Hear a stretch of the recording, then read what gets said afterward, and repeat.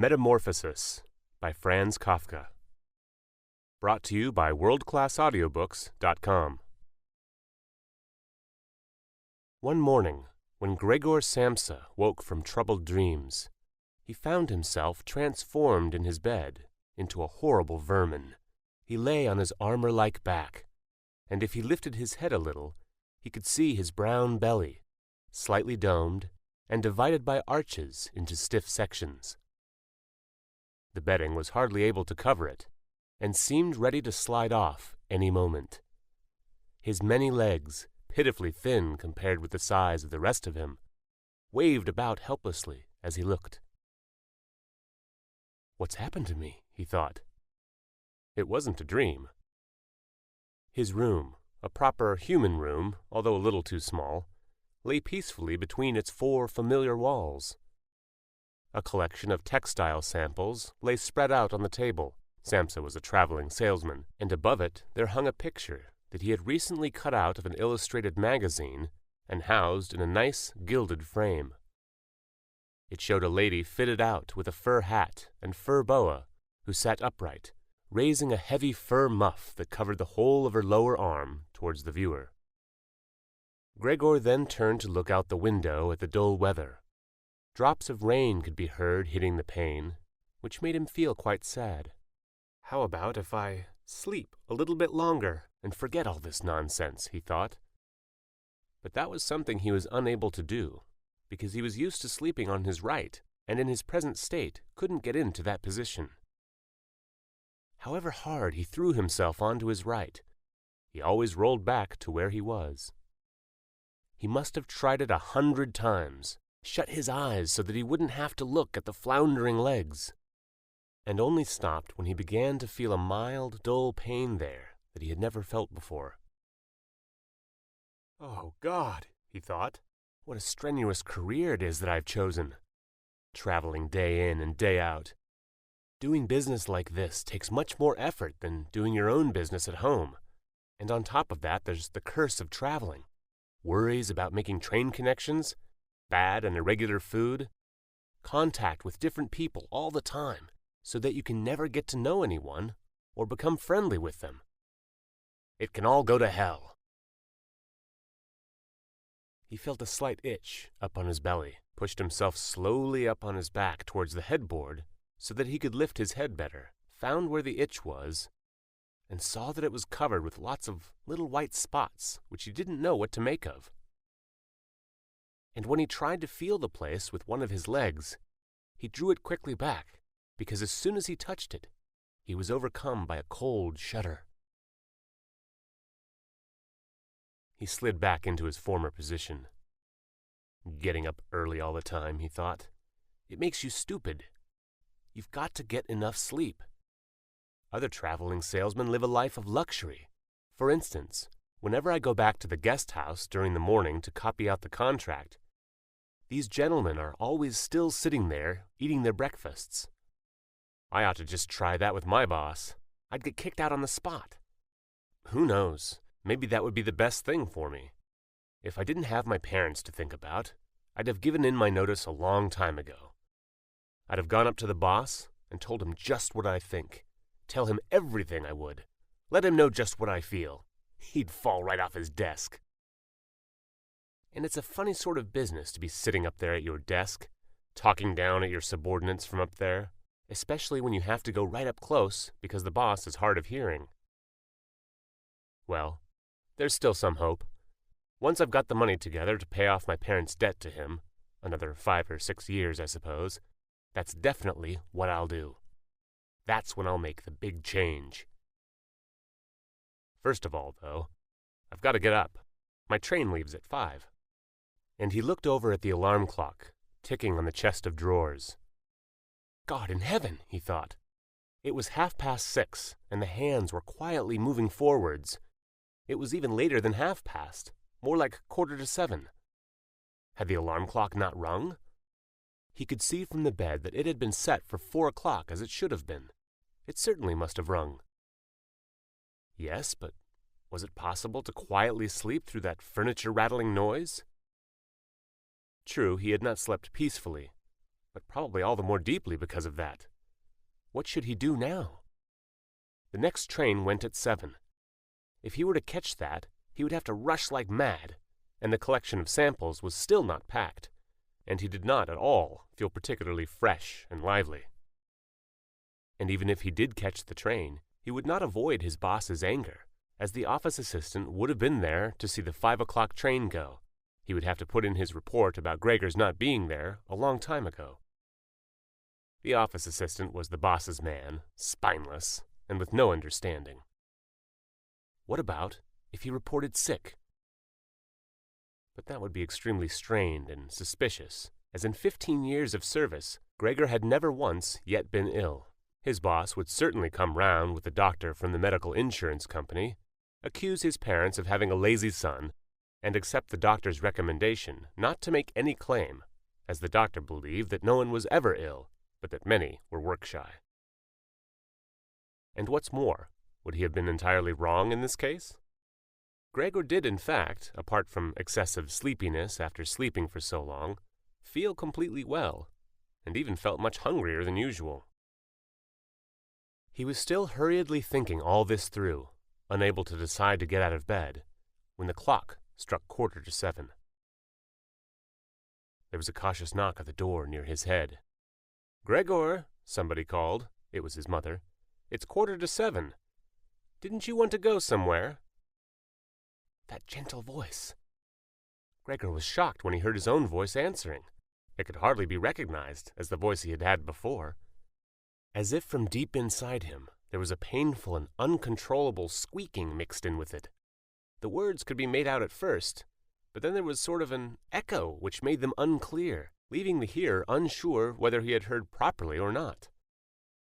Gregor had wanted to give a full answer and explain everything, but in the circumstances contented himself with saying, "Yes, mother, yes, thank you, I'm getting up now." The change in Gregor's voice probably could not be noticed outside through the wooden door, as his mother was satisfied with this explanation and shuffled away. But this short conversation made the other members of the family aware that Gregor, against their expectations, was still at home, and soon his father came knocking at one of the side doors, gently, but with his fist. "Gregor, Gregor," he called, "what's wrong?" And after a short while he called again with a warning in his voice, "Gregor, Gregor." At the other side door his sister came plaintively, "Gregor, aren't you well? Do you need anything?" Gregor answered to both sides, "I'm ready now," making an effort to remove all the strangeness from his voice by enunciating very carefully and putting long pauses between each individual word. His father went back to his breakfast, but his sister whispered, "Gregor, open the door, I beg of you."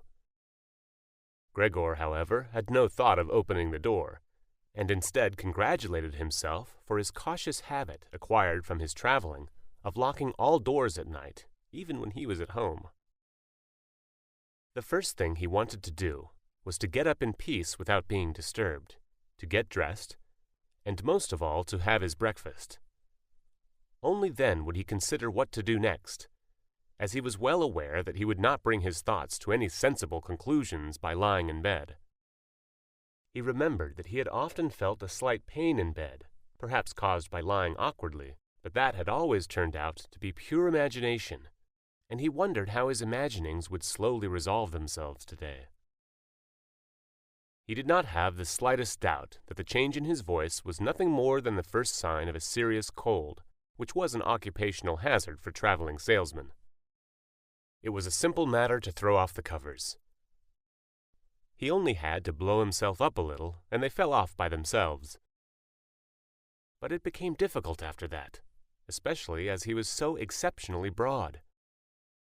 He would have used his arms and his hands to push himself up, but instead of them, he only had all those little legs continuously moving in different directions, and which he was moreover unable to control.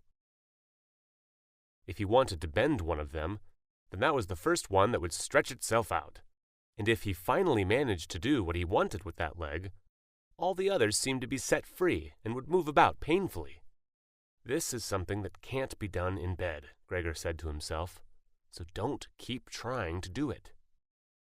The first thing he wanted to do was get the lower part of his body out of the bed, but he had never seen this lower part and could not imagine what it looked like. It turned out to be too hard to move. It went so slowly, and finally, almost in a frenzy, when he carelessly shoved himself forwards with all the force he could gather. He chose the wrong direction, hit hard against the lower bedpost, and learned from the burning pain he felt that the lower part of his body might well, at present, be the most sensitive. So then he tried to get the top part of his body out of the bed first, carefully turning his head to the side. This he managed quite easily, and despite its breadth and its weight, the bulk of his body eventually followed slowly in the direction of the head.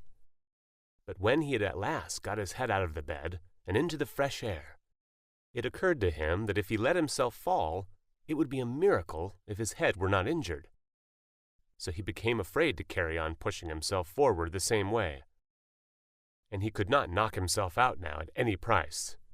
Better to stay in bed than lose consciousness. It took just as much effort to get back to where he had been earlier, but when he lay there sighing, and was once more watching his legs as they struggled against each other, even harder than before, if that was possible, he could think of no way of bringing peace and order to this chaos. He told himself once more that it was not possible for him to stay in bed, and that the most sensible thing to do would be to get free of it whatever way he could, at whatever sacrifice. At the same time, though, he did not forget to remind himself that calm consideration was much better than rushing to desperate conclusions. At times like this, he would direct his eyes to the window and look out as clearly as he could. But unfortunately, even the other side of the narrow street was enveloped in morning fog, and the view had little confidence or cheer to offer him. 7 o'clock, already, he said to himself when the clock struck again. 7 o'clock, and there's still a fog like this. He lay there quietly a while longer, breathing lightly as if he perhaps expected the total stillness to bring things back to their real and natural state. But then he said to himself, "Before it strikes 7:15, I'll definitely have to have got properly out of bed, and by then somebody will have come round from work to ask what's happened to me as well, as they open up at work before 7 o'clock. And so he set himself to the task of swinging the entire length of his body out of the bed all at the same time. If he succeeded in falling out of the bed this way, and kept his head raised as he did so, he could probably avoid injuring it. His back seemed to be quite hard, and probably nothing would happen to it falling onto the carpet. His main concern was for the loud noise he was bound to make, and which, even through all the doors, would probably raise concern, if not alarm. But it was something that had to be risked. When Gregor was already sticking halfway out of the bed, the new method was more of a game than an effort. All he had to do was rock back and forth. It occurred to him how simple everything would be if somebody came to help him. 2 strong people, he had his father and the maid in mind, would have been more than enough. They would only have to push their arms under the dome of his back, peel him away from the bed, bend down with the load, and then be patient as he carefully swang over onto the floor, where hopefully the little legs would find a use. Should he really call for help, though, even apart from the fact that all the doors were locked?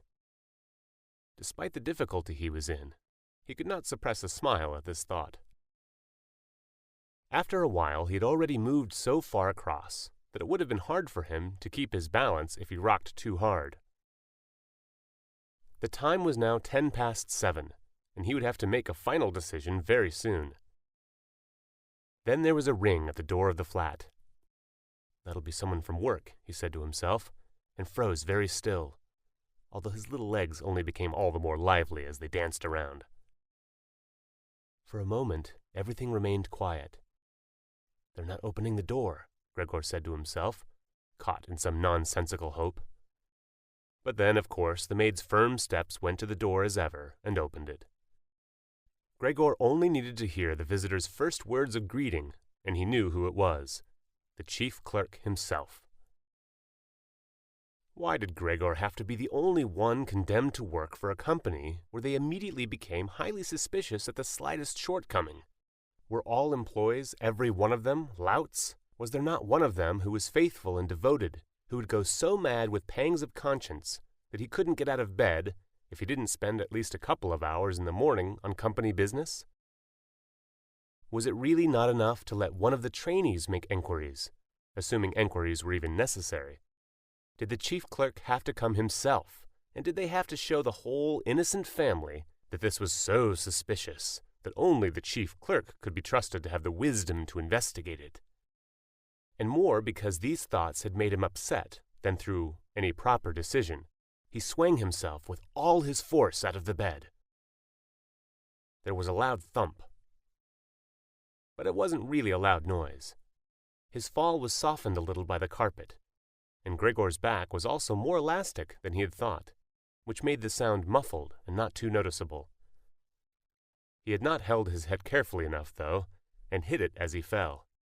Annoyed and in pain, he turned and rubbed it against the carpet. "Something's fallen down in there," said the chief clerk in the room on the left. Gregor tried to imagine whether something of the sort that had happened to him today could ever happen to the chief clerk, too. You had to concede that it was possible. But as if in gruff reply to this question, the chief clerk's firm footsteps in his highly polished boots could now be heard in the adjoining room. From the room on his right, Gregors Sister whispered to him to let him know, "Gregor, the chief clerk is here." "Yes, I know," said Gregor to himself, but without daring to raise his voice loud enough for his sister to hear him. "Gregor," said his father now from the room to his left, "the chief clerk has come round and wants to know why you didn't leave on the early train. We don't know what to say to him, and anyway he wants to speak to you personally, so please open up this door. I'm sure he'll be good enough to forgive the untidiness of your room." Then the chief clerk called, "Good morning, Mr. Samsa." "He isn't well," said his mother to the chief clerk, while his father continued to speak through the door. "He isn't well, please believe me. Why else would Gregor have missed a train? The lad only ever thinks about the business. It nearly makes me cross the way he never goes out in the evenings. He's been in town for a week now, but stayed home every evening. He sits with us in the kitchen and just reads the paper or studies train timetables. His idea of relaxation is working with his fret saw, and he's made a little frame, for instance. It only took him 2 or 3 evenings. You'll be amazed how nice it is. It's hanging up in his room. You'll see it as soon as Gregor opens the door. Anyway, I'm glad you're here. We wouldn't have been able to get Gregor to open the door by ourselves. He's so stubborn, and I'm sure he isn't well. He said this morning that he is, but he isn't." "I'll be there in a moment," said Gregor slowly and thoughtfully, but without moving so that he would not miss any word of the conversation. "Well, I can't think of any other way of explaining it, Mrs. Samsa," said the chief clerk. "I hope it's nothing serious. But on the other hand, I must say that if we people in commerce ever become slightly unwell then, fortunately or unfortunately, as you like, we simply have to overcome it because of business considerations." "Can't the chief clerk come in to see you now?" asked his father impatiently, knocking at the door again. "No," said Gregor. In the room on his right there followed a painful silence. In the room on his left, his sister began to cry. So why did his sister not go and join the others? She had probably only just got up, and had not even begun to get dressed. And why was she crying? Was it because he had not got up and had not let the chief clerk in? Because he was in danger of losing his job? And if that happened, his boss would once more pursue their parents with the same demands as before? There was no need to worry about things like that yet. Gregor was still there, and had not the slightest intention of abandoning his family. For the time being, he just lay there on the carpet, and no one who knew the condition he was in would seriously have expected him to let the chief clerk in. It was only a minor discourtesy, and a suitable excuse could easily be found for it later on. It was not something for which Gregor could be sacked on the spot. and it seemed to Gregor much more sensible to leave him now in peace, instead of disturbing him with talking at him and crying. But the others didn't know what was happening. They were worried. That would excuse their behavior. The chief clerk now raised his voice. "Mr. Samsa," he called to him, "what is wrong? You barricade yourself in the room, give us no more than yes or no for an answer. You are causing serious and unnecessary concern to your parents, and you fail, and I mention this just by the way, you fail to carry out your business duties in a way that is quite unheard of. I'm speaking here on behalf of your parents and of your employer, and really must request a clear and immediate explanation. I am astonished, quite astonished. I thought I knew you as a calm and sensible person, and now you suddenly seem to be showing off with particular whims. This morning, your employer did suggest a possible reason for your failure to appear. It had to do with the money that was recently entrusted to you, but I came near to giving him my word of honor that that could not be the right explanation. But now that I see your incomprehensible stubbornness, I no longer feel any wish whatsoever to intercede on your behalf, and nor is your position all that secure. I had originally intended to say all this to you in private, but since you caused me to waste my time here for no good reason, I don't see why your parents should not also learn of it. Your turnover has been very unsatisfactory of late. I grant you that it's not the time of year to do especially good business. We recognize that. But there simply is no time of the year to do no business at all, Mr. Samsa. We cannot allow there to be. But, sir, called Gregor, beside himself and forgetting all else in the excitement, I'll open up immediately. Just a moment. I'm slightly unwell. An attack of dizziness. I haven't been able to get out of bed. I'm still in bed now. I'm quite fresh again now, though. I'm just getting out of bed. Just a moment. Be patient. It's not quite as easy as I thought. I'm quite all right now, though. It's shocking what can suddenly happen to a person. I was quite all right last night. My parents know about it, perhaps better than me. I had a small symptom of it last night already. They must have noticed it.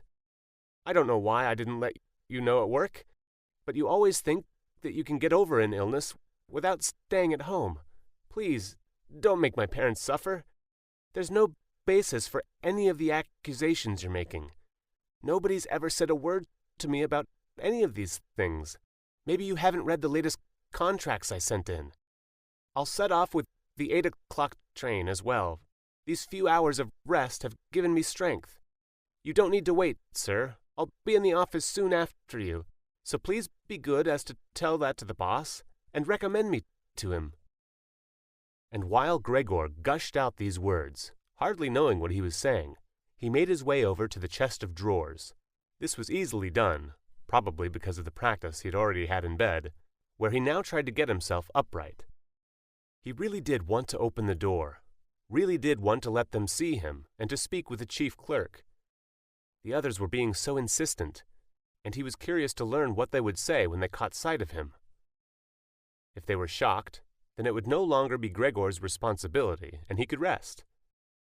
If, however, they took everything calmly, he would still have no reason to be upset, and if he hurried, he really could be at the station for 8 o'clock.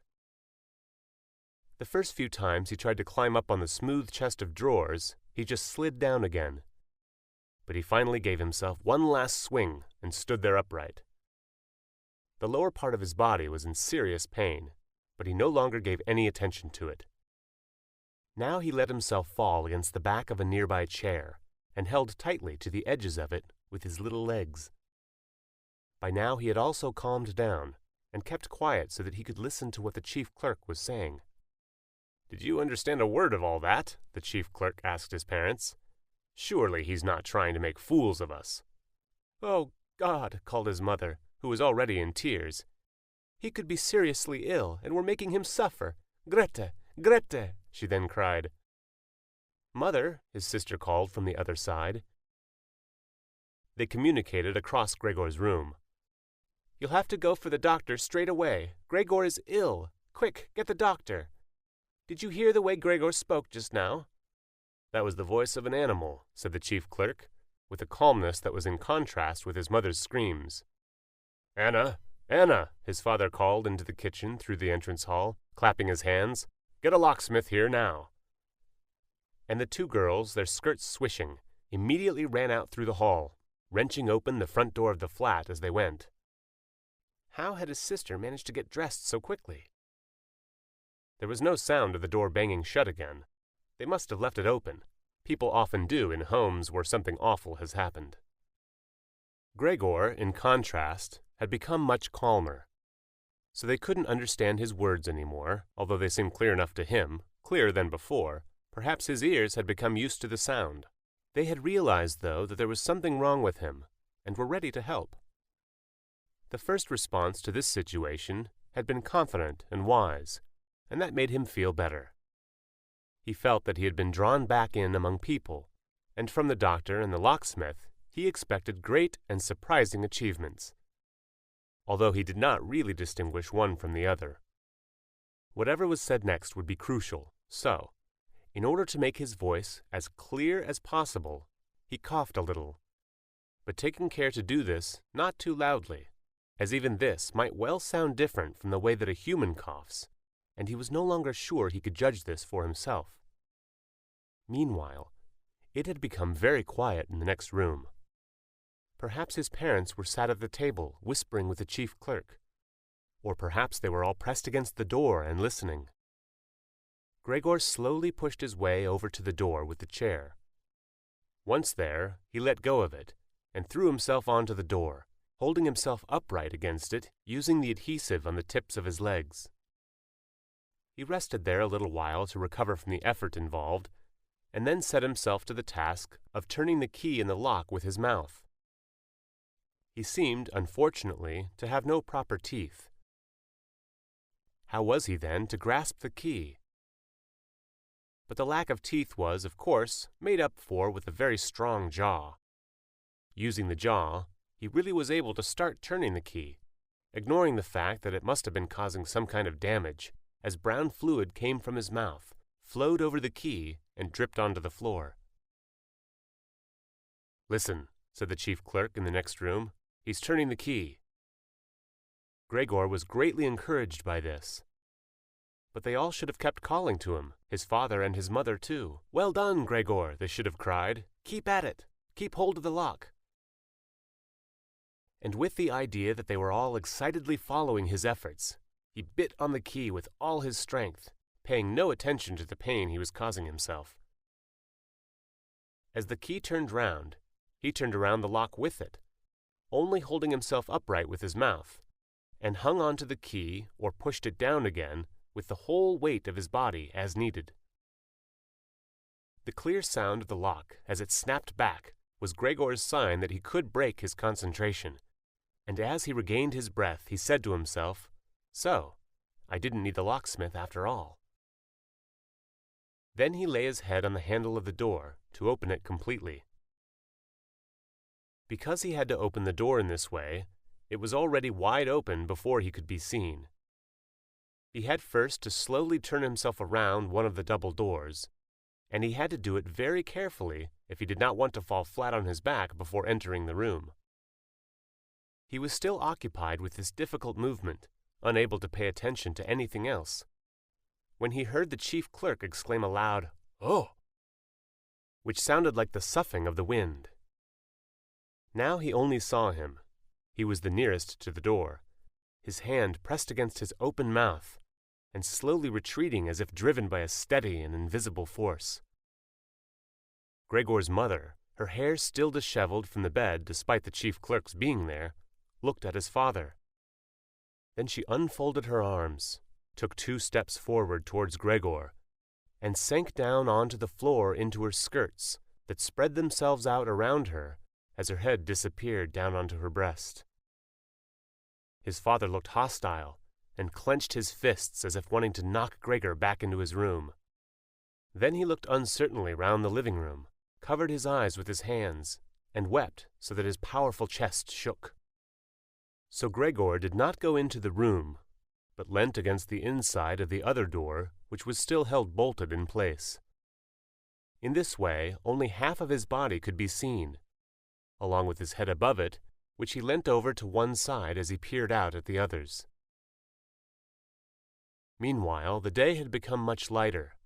Part of the endless gray-black building on the other side of the street, which was a hospital, could be seen quite clearly with the austere and regular line of windows piercing its facade. The rain was still falling, now throwing down large individual droplets which hit the ground one at a time. The washing up from breakfast lay on the table. There was so much of it because, for Gregor's father, breakfast was the most important meal of the day, and he would stretch it out for several hours as he sat reading a number of different newspapers. On the wall exactly opposite, there was a photograph of Gregor when he was a lieutenant in the army, his sword in his hand and a carefree smile on his face, as he called forth respect for his uniform and bearing. The door to the entrance hall was open, and as the front door of the flat was also open, he could see on to the landing and the stairs where they began their way down below. "Now, then," said Gregor, well aware that he was the only one to have kept calm, "I'll get dressed straight away now, pack up my samples, and set off. Will you please just let me leave? You can see," he said to the chief clerk, "that I'm not stubborn and I like to do my job. Being a commercial traveler is arduous, but without traveling, I couldn't earn my living. So where are you going? Into the office? Yes? Will you report everything accurately then? It's quite possible for someone to be temporarily unable to work, but that's just the right time to remember what's been achieved in the past and consider that later on, once the difficulty has been removed, he will certainly work with all the more diligence and concentration. You're well aware that I'm seriously in debt to our employer, as well as having to look after my parents and my sister, so that I'm trapped in a difficult situation, but I will work my way out of it again. Please don't make things any harder for me than they are already, and don't take sides against me at the office. I know that nobody likes the travelers. They think we earn an enormous wage, as well as having a soft time of it. That's just prejudice, but they have no particular reason to think better of it. But you, sir, you have a better overview than the rest of the staff. In fact, if I can say this in confidence, a better overview than the boss himself. It's very easy for a businessman like him to make mistakes about his employees and judge them more harshly than he should. And you're also well aware that we travelers spend almost the whole year away from the office, so that we can very easily fall victim to gossip and chance and groundless complaints. And it's almost impossible to defend yourself from that sort of thing. We don't usually even hear about them. Or if at all, it's when we arrive back home exhausted from a trip, and that's when we feel the harmful effects of what's been going on, without even knowing what caused them. Please, don't go away. At least, first say something to show that you grant that I'm at least partly right." But the chief clerk had turned away as soon as Gregor had started to speak, and, with protruding lips, only stared back at him over his trembling shoulders as he left. He did not keep still for a moment while Gregor was speaking, but moved steadily towards the door without taking his eyes off him. He moved very gradually, as if there had been some secret prohibition on leaving the room. It was only when he reached the entrance hall that he made a sudden movement, drew his foot from the living room, and rushed forward in a panic. In the hall, he stretched his right hand far out towards the stairway, as if out there were some supernatural force waiting to save him. Gregor realized that it was out of the question to let the chief clerk go away in this mood if his position in the firm was not to be put in extreme danger. That was something his parents did not understand very well. Over the years, they had become convinced that his job would provide for Gregor for his entire life. And besides, they had so much to worry about at present that they had lost sight of any thought for the future. Gregor, though, did think about the future. The chief clerk had to be held back, calmed down, convinced, and finally won over. The future of Gregor and his family depended on it. If only his sister were here. She was clever. She was already in tears while Gregor was still lying peacefully on his back. And the chief clerk was a lover of women. Surely she could persuade him. She would close the front door in the entrance hall and talk him out of his shocked state. But his sister was not there. Gregor would have to do the job himself.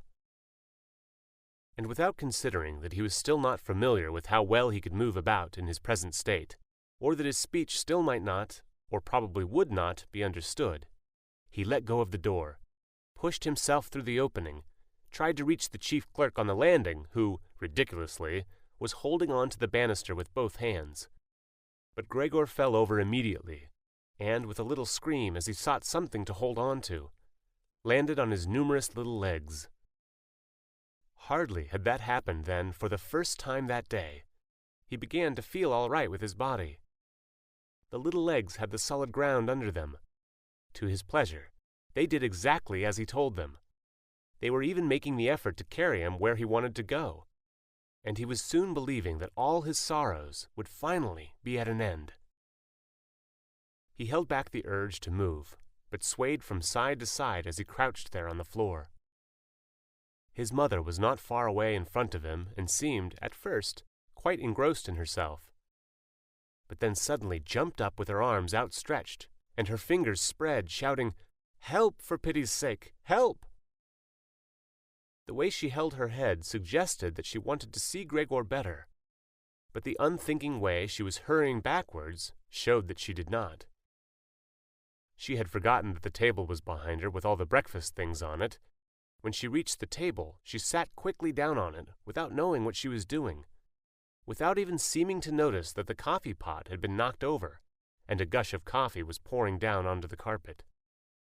"Mother," said Gregor gently, looking up at her. He had completely forgotten the chief clerk for the moment, but could not help himself snapping in the air with his jaws at the sight of the flow of coffee. That set his mother screaming anew. She fled from the table and into the arms of his father as he rushed towards her. Gregor, though, had no time to spare for his parents now. The chief clerk had already reached the stairs. With his chin on the banister, he looked back for the last time. Gregor made a run for him. He wanted to be sure of reaching him. The chief clerk must have expected something, as he leapt down several steps at once and disappeared, his shouts resounding all around the staircase. The flight of the chief clerk seemed, unfortunately, to put Gregor's father into a panic as well.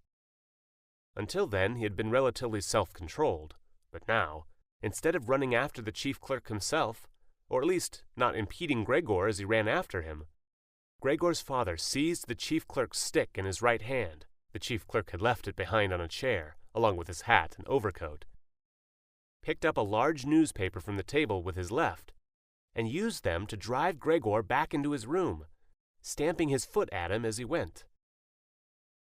Gregor's appeals to his father were of no help. His appeals were simply not understood. However much he humbly turned his head, his father merely stamped his foot all the harder. Across the room, despite the chilly weather, Gregor's mother had pulled open a window, leaned far out of it, and pressed her hands to her face. A strong draught of air flew in from the street towards the stairway. The curtains flew up. The newspapers on the table fluttered, and some of them were blown onto the floor. Nothing would stop Gregor's father as he drove him back, making hissing noises at him like a wild man. Gregor had never had any practice in moving backwards, and was only able to go very slowly. If Gregor had been allowed to turn round, he would have been back in his room straight away, but he was afraid that if he took the time to do that, his father would become impatient, and there was the threat of a lethal blow to his back or head from the stick in his father's hand at any moment. Eventually, though, Gregor realized that he had no choice, as he saw, to his disgust, that he was quite incapable of going backwards in a straight line. So he began, as quickly as possible, and with frequent anxious glances at his father, to turn himself round. It went very slowly, but perhaps his father was able to see his good intentions, as he did nothing to hinder him. In fact, now and then, he used the tip of his stick to give directions from a distance as to which way to turn. If only his father would stop that unbearable hissing! It was making Gregor quite confused. When he had nearly finished turning round, still listening to that hissing, he made a mistake and turned himself back a little the way he had just come. He was pleased when he finally had his head in front of the doorway, but then saw that it was too narrow and his body was too broad to get through it without further difficulty. In his present mood, it obviously did not occur to his father to open the other of the double doors so that Gregor would have enough space to get through. He was merely fixed on the idea that Gregor should be got back into his room as quickly as possible. Nor would he ever have allowed Gregor the time to get himself upright as preparation for getting through the doorway. What he did, making more noise than ever, was to drive Gregor forwards all the harder, as if there had been nothing in the way. It sounded to Gregor as if there was now more than one father behind him. It was not a pleasant experience, and Gregor pushed himself into the doorway without regard for what might happen. One side of his body lifted itself. He lay at an angle in the doorway. One flank scraped on the white door and was painfully injured, leaving vile brown flecks on it. Soon he was stuck fast, and would not have been able to move at all by himself. His little legs along one side hung quivering in the air, while those on the other side were pressed painfully against the ground. Then his father gave him a hefty shove from behind, which released him from where he was held and sent him flying, and heavily bleeding, deep into his room. The door was slammed shut with a stick. Then, finally, all was quiet. Part 2. It was not until it was getting dark that evening that Gregor awoke from his deep and coma-like sleep. He would have woken soon afterwards anyway, even if he hadn't been disturbed, as he had had enough sleep and felt fully rested. But he had the impression that some hurried steps and the sound of the door leading into the front room, being carefully shut, had woken him. The light from the electric street lamps shone palely here and there onto the ceiling and tops of the furniture, but down below, where Gregor was, it was dark. He pushed himself over to the door, feeling his way clumsily with his antenna, of which he was now beginning to learn the value, in order to see what had been happening there. The whole of his left side seemed like one painfully stretched scar, and he limped badly on his 2 rows of legs. One of the legs had been badly injured in the events of that morning. It was nearly a miracle that only one of them had been, and dragged along lifelessly. It was only when he reached the door that he realized what it actually was that had drawn him over to it. It was the smell of something to eat. By the door, there was a dish filled with sweetened milk, with little pieces of white bread floating in it. He was so pleased he almost laughed, as he was even hungrier than he had been that morning, and immediately dipped his head into the milk, nearly covering his eyes with it. But he soon drew his head back again in disappointment. Not only did the pain in his tender left side make it difficult to eat the food, he was only able to eat if his whole body worked together as a snuffling whole, but the milk did not taste at all nice. Milk like this was normally his favorite drink, and his sister had certainly left it there for him because of that. But he turned, almost against his will, away from the dish and crawled back into the center of the room. Through the crack in the door, Gregor could see that the glass had been lit in the living room. His father at this time would normally be sat with his evening paper, reading it out in a loud voice to Gregor's mother and sometimes to his sister. But there was now not a sound to be heard.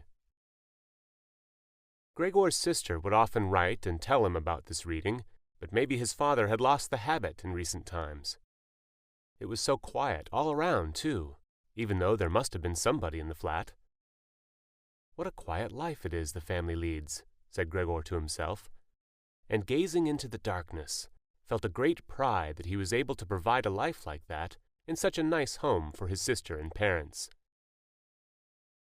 But what now, if all this peace and wealth and comfort should come to a horrible and frightening end? That was something that Gregor did not want to think about too much, so he started to move about, crawling up and down the room. Once during that long evening, the door on one side of the room was opened very slightly and hurriedly closed again. Later on, the door on the other side did the same. It seemed that someone needed to enter the room, but thought better of it. Gregor went and waited immediately by the door, resolved either to bring the timorous visitor into the room in some way, or at least to find out who it was. But the door was opened no more that night, and Gregor waited in vain. The previous morning, while the doors were locked, everyone had wanted to get in there to him. But now that he had opened up one of the doors, and the other had clearly been unlocked some time during the day, no one came, and the keys were in the other sides. It was not until late at night that the gas light in the living room was put out, and now it was easy to see that his parents and sister had stayed awake all that time, as they could all be distinctly heard as they went away together on tiptoe. It was clear that no one would come into Gregor's room any more until morning. That gave him plenty of time to think undisturbed about how he would have to rearrange his life.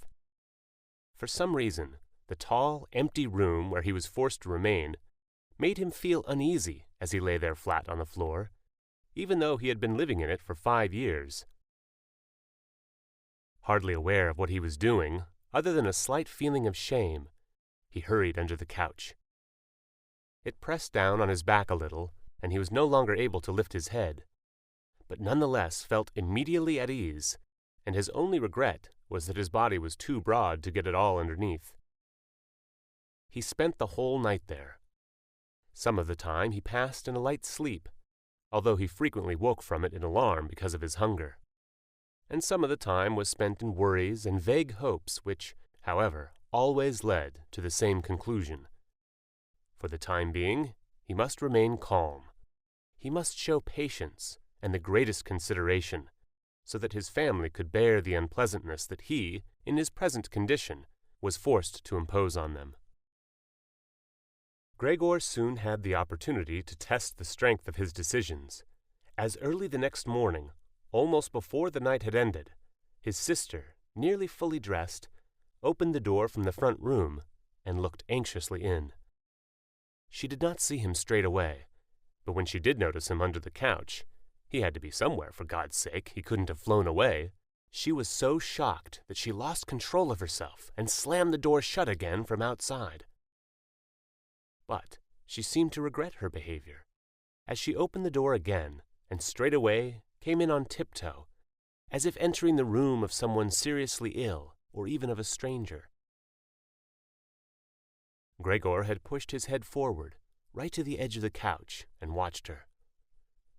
Would she notice that he had left the milk as it was, realize that it was not from any lack of hunger, and bring him in some other food that was more suitable? If she didn't do it herself, he would rather go hungry than draw her attention to it, although he did feel a terrible urge to rush forward from under the couch, throw himself at his sister's feet, and beg her for something good to eat. However, his sister noticed the full dish immediately, and looked at it and the few drops of milk splashed around it with some surprise. She immediately picked it up, using a rag, not her bare hands, and carried it out. Gregor was extremely curious as to what she would bring in its place, imagining the wildest possibilities. But he could never have guessed what his sister, in her goodness, actually did bring. In order to test his taste, she brought him a whole selection of things, all spread out on an old newspaper. There were old half-rotten vegetables, bones from the evening meal, covered in white sauce that had gone hard, a few raisins and almonds, some cheese that Gregor had declared inedible 2 days before, a dry roll, and some bread spread with butter and salt. As well as all that, she had poured some water into the dish, which had probably been permanently set aside for Gregor's use, and placed it beside them. Then, out of consideration for Gregor's feelings, as she knew that he would not eat in front of her, she hurried out again and even turned the key in the lock, so that Gregor would know he could make things as comfortable for himself as he liked. Gregor's little legs whirred. At last he could eat. What's more, his injuries must already have completely healed, as he found no difficulty in moving. This amazed him, as more than a month earlier he had cut his finger slightly with a knife. He thought of how his finger had still hurt the day before yesterday.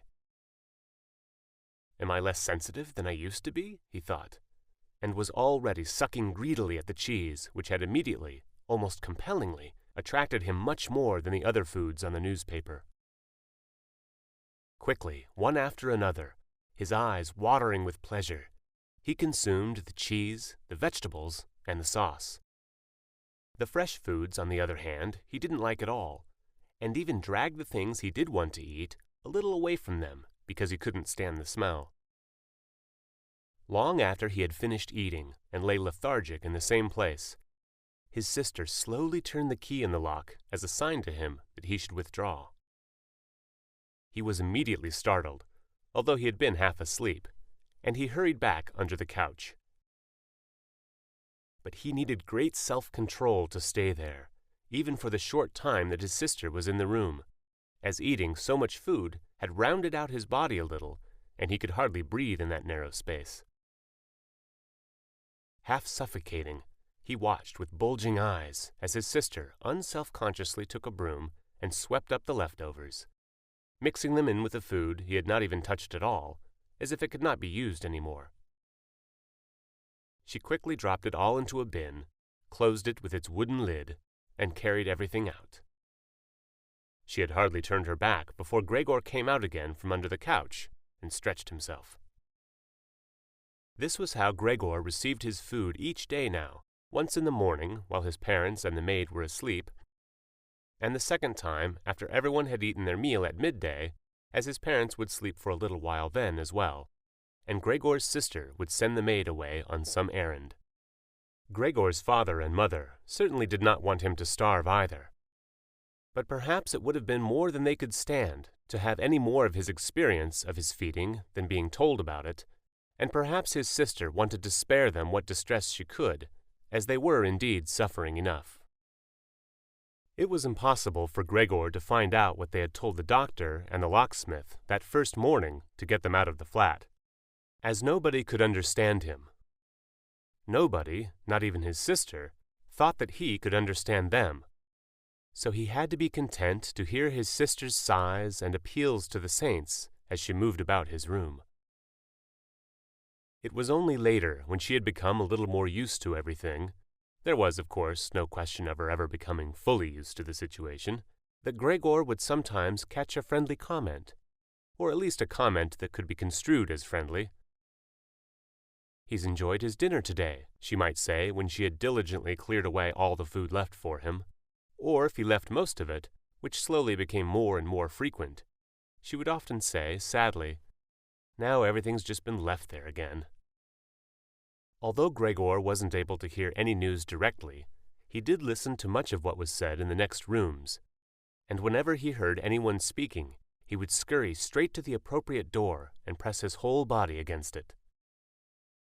There was seldom any conversation, especially at first, that was not about him in some way, even if only in secret. For 2 whole days, all the time, all the talk at every mealtime was about what they should do now. But even between meals, they spoke about the same subject, as there were always at least 2 members of the family at home. Nobody wanted to be home by themselves, and it was out of the question to leave the flat entirely empty. And on the first day, the maid had fallen to her knees and begged Gregor's mother to let her go without delay. It was not very clear how much she knew of what had happened, but she left within a quarter of an hour, tearfully thanking Gregor's mother for her dismissal, as if she had done her an enormous service. She even swore emphatically not to tell anyone the slightest about what had happened, even though no one had asked that of her. Now Gregor's sister also had to help his mother with the cooking, although that was not so much bother, as no one ate very much. Gregor often heard how one of them would unsuccessfully urge another to eat, and receive no more answer than, "No thanks, I've had enough," or something similar. No one drank very much either. His sister would sometimes ask his father whether he would like a beer, hoping for the chance to go and fetch it herself. When his father then said nothing, she would add, so that he would not feel selfish, that she could send the housekeeper for it. But then his father would close the matter with a big, loud "No," and no more would be said. Even before the first day had come to an end, his father had explained to Gregor's mother and sister what their finances and prospects were. Now and then he stood up from the table and took some receipt or document from the little cash box he had saved from his business when it had collapsed 5 years earlier. Gregor heard how he opened the complicated lock and then closed it again after he had taken the item he wanted. What he heard his father say was some of the first good news that Gregor heard since he had first been incarcerated in this room. He had thought that nothing at all remained from his father's business, at least he never told him anything different, and Gregor had never asked him about it anyway. Their business misfortune had reduced the family to a state of total despair, and Gregor's only concern at that time had been to arrange things so that they could all forget about it as quickly as possible. So then he started working especially hard. With a fiery vigor that raised him from a junior salesman to a traveling representative almost overnight, bringing with it the chance to earn money in quite different ways, Gregor converted his success at work straight into cash that he could lay on the table at home for the benefit of his astonished and delighted family. They had been good times, and they had never come again, at least not with the same splendor, even though Gregor had later earned so much that he was in a position to bear the costs of the whole family, and did bear them. They had even got used to it, both Gregor and the family. They took the money with gratitude, and he was glad to provide it, although there was no longer much warm affection given in return. Gregor only remained close to his sister now. Unlike him, she was very fond of music and a gifted and expressive violinist. It was his secret plan to send her to the conservatory next year, even though it would cause great expense that would have to be made up for in some other way. During Gregor's short periods in town, conversation with his sister would often turn to the conservatory, but it was only ever mentioned as a lovely dream that could never be realized. Their parents did not like to hear this innocent talk, but Gregor thought about it quite hard and decided he would let them know what he planned, with a grand announcement of it on Christmas Day. That was the sort of totally pointless thing that went through his mind in his present state, pressed upright against the door and listening.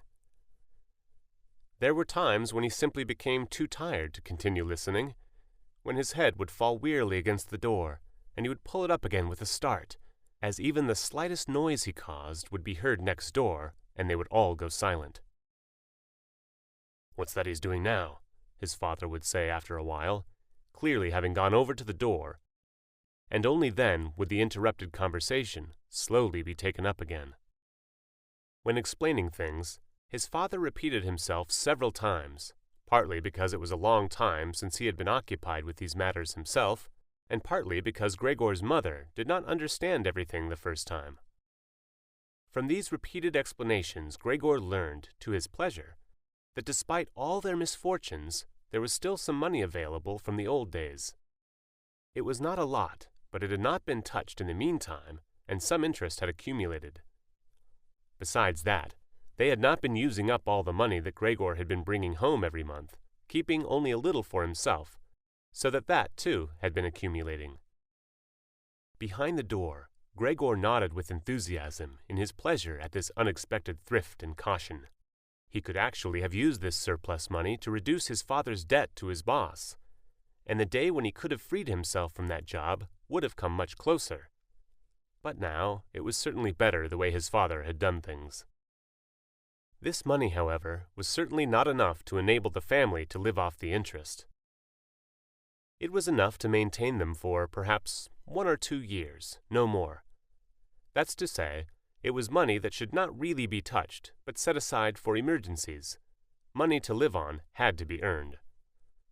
His father was healthy but old, and lacking in self-confidence. During the 5 years that he had not been working, the first holiday in a life that had been full of stress and no success, he had put on a lot of weight and become very slow and clumsy. Would Gregor's elderly mother now have to go and earn money? She suffered from asthma, and it was a strain for her just to move about the home. Every other day would be spent struggling for breath on the sofa by the open window. Would his sister have to go and earn money? She was a child of 17. Her life up till then had been very enviable, consisting of wearing nice clothes, sleeping late, helping out in the business, joining in with a few modest pleasures, and most of all, playing the violin. Whenever they began to talk of the need to earn money, Gregor would always first let go of the door and then throw himself onto the cool leather sofa next to it, as he became quite hot with shame and regret. He would often lie there the whole night through, not sleeping a wink, but scratching at the leather for hours on end. Or he might go to all the effort of pushing a chair to the window, climbing up onto the sill and, propped up in the chair, leaning on the window to stare out of it. He had used to feel a great sense of freedom from doing this, but now it was obviously something more remembered than experienced, as what he actually saw in this way was becoming less distinct every day. Even things that were quite near. He had used to curse the ever-present view of the hospital across the street, but now he could not see it at all, and if he had not known that he lived in Charlottenstrasse, which was a quiet street despite being in the middle of the city, he could have thought that he was looking out the window at a barren waste where the gray sky and the gray earth mingled inseparably. His observant sister only needed to notice the chair twice before she would always push it back to its exact position by the window after she had tidied up the room, and even left the inner pane of the window open from then on. If only Gregor had been able to speak to his sister and thank her for all she had done for him, it would have been easier for him to bear it. But as it was, it caused him pain. His sister, naturally, tried as far as possible to pretend there was nothing burdensome about it, and the longer it went on, of course, the better she was able to do so. But as time went by, Gregor was also able to see through it all so much better. It had even become very unpleasant for him now, whenever she entered the room. No sooner had she come in than she would quickly close the door as a precaution, so that no one would have to suffer the view into Gregor's room. Then she would go straight to the window and pull it hurriedly open, almost as if she were suffocating. Even if it was cold, she would stay at the window breathing deeply for a little while. She would alarm Gregor twice a day with this running about and noise-making. He would stay under the couch, shivering the whole while, knowing full well that she would certainly have liked to spare him this ordeal, but it was impossible for her to be in the same room with him with the windows closed. One day, about a month after Gregor's transformation, when his sister no longer had any particular reason to be shocked at his appearance, she came into the room a little earlier than usual, and found him still staring out the window, motionless, and just where he would be most horrible. In itself, his sister's not coming into the room would have been no surprise for Gregor, as it would have been difficult for her to immediately open the window while he was still there. But not only did she not come in, she went straight back and closed the door behind her. A stranger would have thought he had threatened her and tried to bite her. Gregor went straight to hide himself under the couch, of course, but he had to wait until midday before his sister came back, and she seemed much more uneasy than usual. It made him realize that she still found his appearance unbearable, and would continue to do so. She probably even had to overcome the urge to flee when she saw the little bit of him that protruded from under the couch.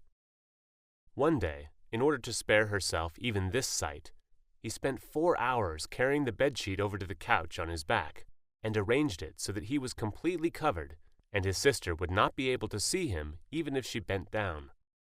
If she did not think this sheet was necessary, then all she had to do was take it off again, as it was clear enough that it was no pleasure for Gregor to cut himself off so completely. She left the sheet where it was. Gregor even thought he glimpsed a look of gratitude one time, when he carefully looked out from under the sheet to see how his sister liked the new arrangement.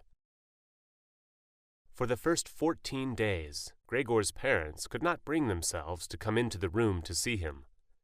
He would often hear them say how they appreciated all the new work his sister was doing, even though, before, they had seen her as a girl who was somewhat useless and had frequently been annoyed with her. But now the two of them, father and mother, would often both wait outside the door of Gregor's room while his sister tidied up in there, and as soon as she went out again, she would have to tell them exactly how everything looked, what Gregor had eaten, how he had behaved this time, and whether, perhaps, any slight improvement could be seen. His mother also wanted to go in and visit Gregor relatively soon, but his father and sister at first persuaded her against it. Gregor listened very closely to all this and approved fully. Later, though, she had to be held back by force, which made her call out, "Let me go and see Gregor! He is my unfortunate son! Can't you understand? I have to see him!" And Gregor would think to himself that maybe it would be better if his mother came in. Not every day, of course, but one day a week, perhaps. She could understand everything much better than his sister, who, for all her courage, was still just a child after all, and really might not have had an adult's appreciation of the burdensome job she had taken on. Gregor's wish to see his mother was soon realized. Out of consideration for his parents, Gregor wanted to avoid being seen at the window during the day. The few square meters of the floor did not give him much room to crawl about. It was hard to just lie quietly through the night. His food soon stopped giving him any pleasure at all, and so, to entertain himself, he got into the habit of crawling up and down the walls and ceiling. He was especially fond of hanging from the ceiling. It was quite different from lying on the floor. He could breathe more freely. His body had a light swing to it. And up there, relaxed and almost happy, it might happen that he would surprise even himself by letting go of the ceiling and landing on the floor with a crash. But now, of course, he had far better control of his body than before, and, even with a fall as great as that, caused himself no damage. Very soon his sister noticed Gregor's new way of entertaining himself. He had, after all, left traces of the adhesive from his feet as he crawled about, and got it into her head to make it as easy as possible for him by removing the furniture that got in his way, especially the chest of drawers and the desk. Now, this was not something that she would be able to do by herself. She did not dare to ask for help from her father. The 16-year-old maid had carried on bravely since the cook had left, but she certainly would not have helped in this. She had even asked to be allowed to keep the kitchen locked at all times, and never to have to open the door unless it was especially important. So his sister had no choice but to choose some time when Gregor's father was not there, and fetch his mother to help her. As she approached the room, Gregor could hear his mother express her joy, but once at the door she went silent. First, of course, his sister came in and looked round to see that everything in the room was all right, and only then did she let her mother enter. Gregor had hurriedly pulled the sheet down lower over the couch, and put more folds into it so that everything really looked as if it had just been thrown down by chance. Gregor also refrained, this time, from spying out from under the sheet. He gave up the chance to see his mother until later, and was simply glad that she had come. "You can come in, he can't be seen," said his sister, obviously leading her by the hand. The old chest of drawers was too heavy for a pair of feeble women to be heaving about, but Gregor listened as they pushed it from its place, his sister always taking on the heaviest part of the work for herself, and ignoring her mother's warnings that she would strain herself. This lasted a very long time. After laboring at it for 15 minutes or more, his mother said it would be better to leave the chest where it was. For one thing, it was too heavy for them to get the job finished before Gregor's father got home, and leaving it in the middle of the room, it would be in his way even more. And for another thing, it wasn't even sure that taking the furniture away would really be any help to him. She thought just the opposite. The sight of the bare walls saddened her right to the heart. And why wouldn't Gregor feel the same way about it? He'd been used to the furniture in this room for a long time, and it would make him feel abandoned to be in an empty room like that. Then, quietly, almost whispering as if wanting Gregor, whose whereabouts she did not know, to hear not even the tone of her voice, as she was convinced that he did not understand her words, she added, "And by taking the furniture away, won't it seem like we're showing that we've given up all hope of improvement, and we're abandoning him to cope for himself? I think it'd be best to leave the room exactly the way it was before, so that when Gregor comes back to us again, he'll find everything unchanged, and he'll be able to forget the time in between all the easier." Hearing these words from his mother made Gregor realize that the lack of any direct human communication, along with the monotonous life led by the family during these 2 months, must have made him confused. He could think of no other way of explaining to himself why he had seriously wanted his room emptied out. Had he really wanted to transform his room into a cave? A warm room fitted out with the nice furniture he had inherited. That would have let him crawl around unimpeded in any direction, but it would also have let him quickly forget his past when he had still been human. He had come very close to forgetting, and it had only been the voice of his mother, unheard for so long, that had shaken him out of it. Nothing should be removed. Everything had to stay. He could not do without the good influence the furniture had on his condition. And if the furniture made it difficult for him to crawl about mindlessly, that was not a loss, but a great advantage. His sister, unfortunately, did not agree. She had become used to the idea, not without reason, that she was Gregor's spokesman to his parents about the things that concerned him. This meant that his mother's advice now was sufficient reason for her to insist on removing not only the chest of drawers and the desk, as she had thought at first, but all the furniture apart from the all-important couch. It was more than childish perversity, of course, or the unexpected confidence she had recently acquired that made her insist. She had indeed noticed that Gregor needed a lot of room to crawl about in, whereas the furniture, as far as anyone could see, was of no use to him at all. Girls of that age, though, do become enthusiastic about things and feel they must get their way whenever they can. Perhaps this is what tempted Greta to make Gregor's situation seem even more shocking than it was, so that she could do even more for him. Greta would probably be the only one who would dare enter a room dominated by Gregor crawling about the bare walls by himself. So she refused to let her mother dissuade her. Gregor's mother already looked uneasy in the room. She soon stopped speaking and helped Gregor's sister to get the chest of drawers out with what strength she had.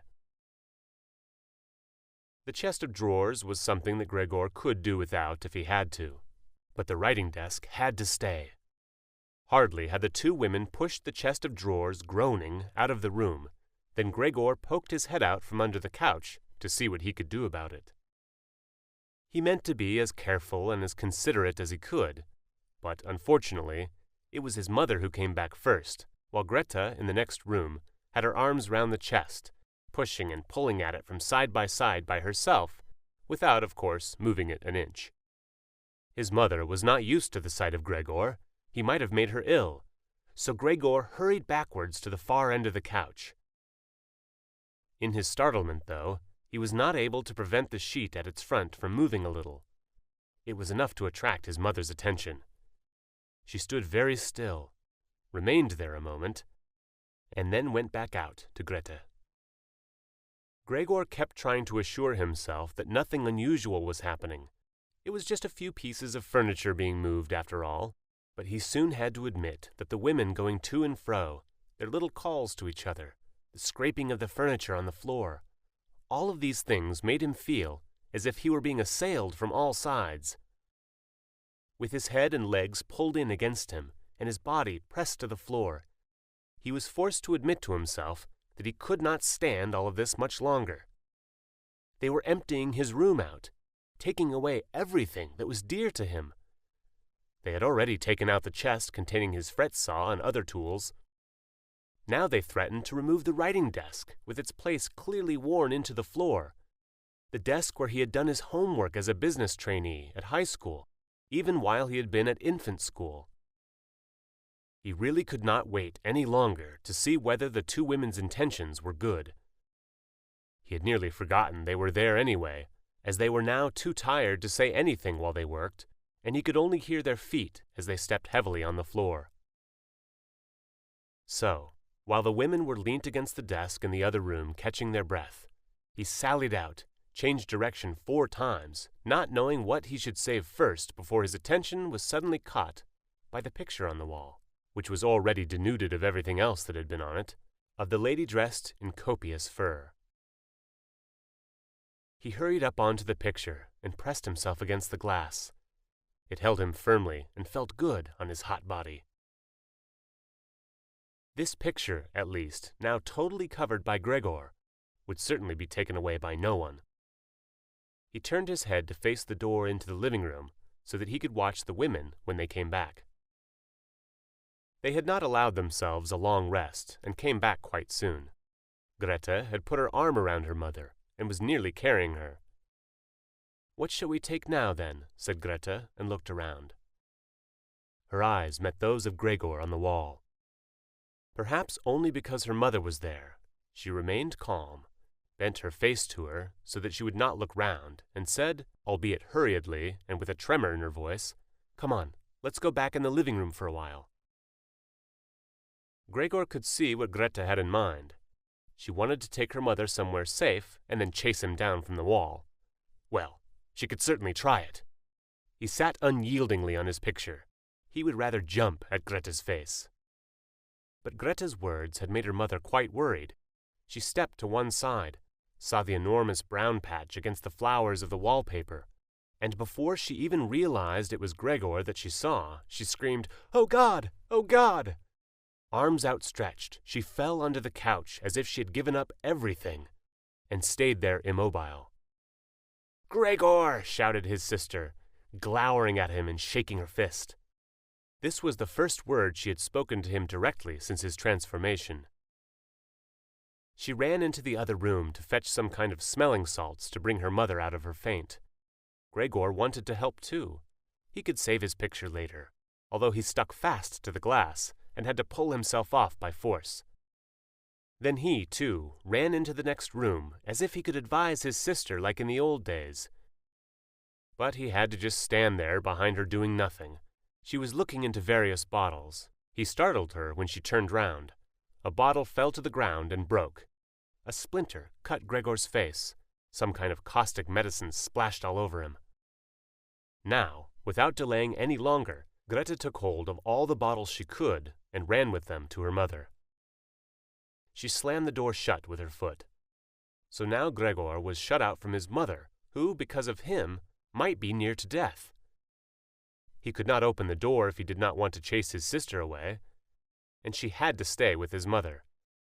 There was nothing for him to do but wait, and, oppressed with anxiety and self-reproach, he began to crawl about. He crawled over everything, walls, furniture, ceiling, and finally, in his confusion, as the whole room began to spin around him, he fell down into the middle of the dinner table. He lay there for a while, numb and immobile. All around him it was quiet. Maybe that was a good sign. Then there was someone at the door. The maid, of course, had locked herself in her kitchen so that Greta would have to go and answer it. His father had arrived home. "What's happened?" were his first words. Greta's appearance must have made everything clear to him. She answered him with subdued voice, and openly pressed her face into his chest. "Mother's fainted, but she's better now. Gregor got out." "Just as I expected," said his father. "Just as I always said, but you women wouldn't listen, would you?" It was clear to Gregor that Greta had not said enough, and that his father took it to mean that something bad had happened, that he was responsible for some act of violence. That meant Gregor would now have to try to calm his father, as he did not have the time to explain things to him, even if that had been possible. So he fled to the door of his room and pressed himself against it, so that his father, when he came in from the hall, could see straight away that Gregor had the best intentions and would go back into his room without delay, that it would not be necessary to drive him back, but that they had only to open the door and he would disappear. His father, though, was not in the mood to notice subtleties like that. "Ah!" he shouted as he came in, sounding as if he were both angry and glad at the same time. Gregor drew his head back from the door and lifted it towards his father. He really had not imagined his father the way he stood there now. Of late, with his new habit of crawling about, he had neglected to pay attention to what was going on in the rest of the flat the way he had done before. He really ought to have expected things to have changed, but still, was that really his father?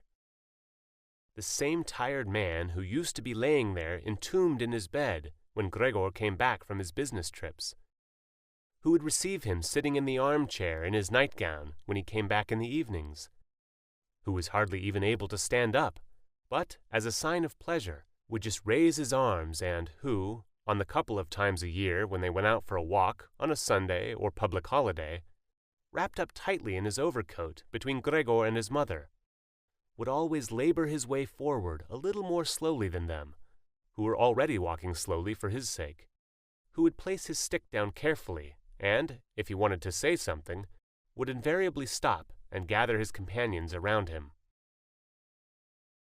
He was standing straight up enough now, dressed in a smart blue uniform with gold buttons, the sort worn by employees at the banking institute. Above the high, stiff collar of the coat, his strong double chin emerged. Under the bushy eyebrows, his piercing dark eyes looked out fresh and alert. His normally unkempt white hair was combed down painfully close to his scalp. He took his cap, with its gold monogram from, probably, some bank, and threw it in an arc right across the room onto the sofa, put his hands in his trouser pockets, pushing back the bottom of his long uniform coat, and, with a look of determination, walked towards Gregor. He probably did not even know himself what he had in mind, but nonetheless lifted his feet unusually high. Gregor was amazed at the enormous size of the soles of his boots, but wasted no time with that. He knew full well, right from the first day of his new life, that his father thought it necessary to always be extremely strict with him. And so he ran up to his father, stopped when his father stopped, scurried forwards again when he moved, even slightly.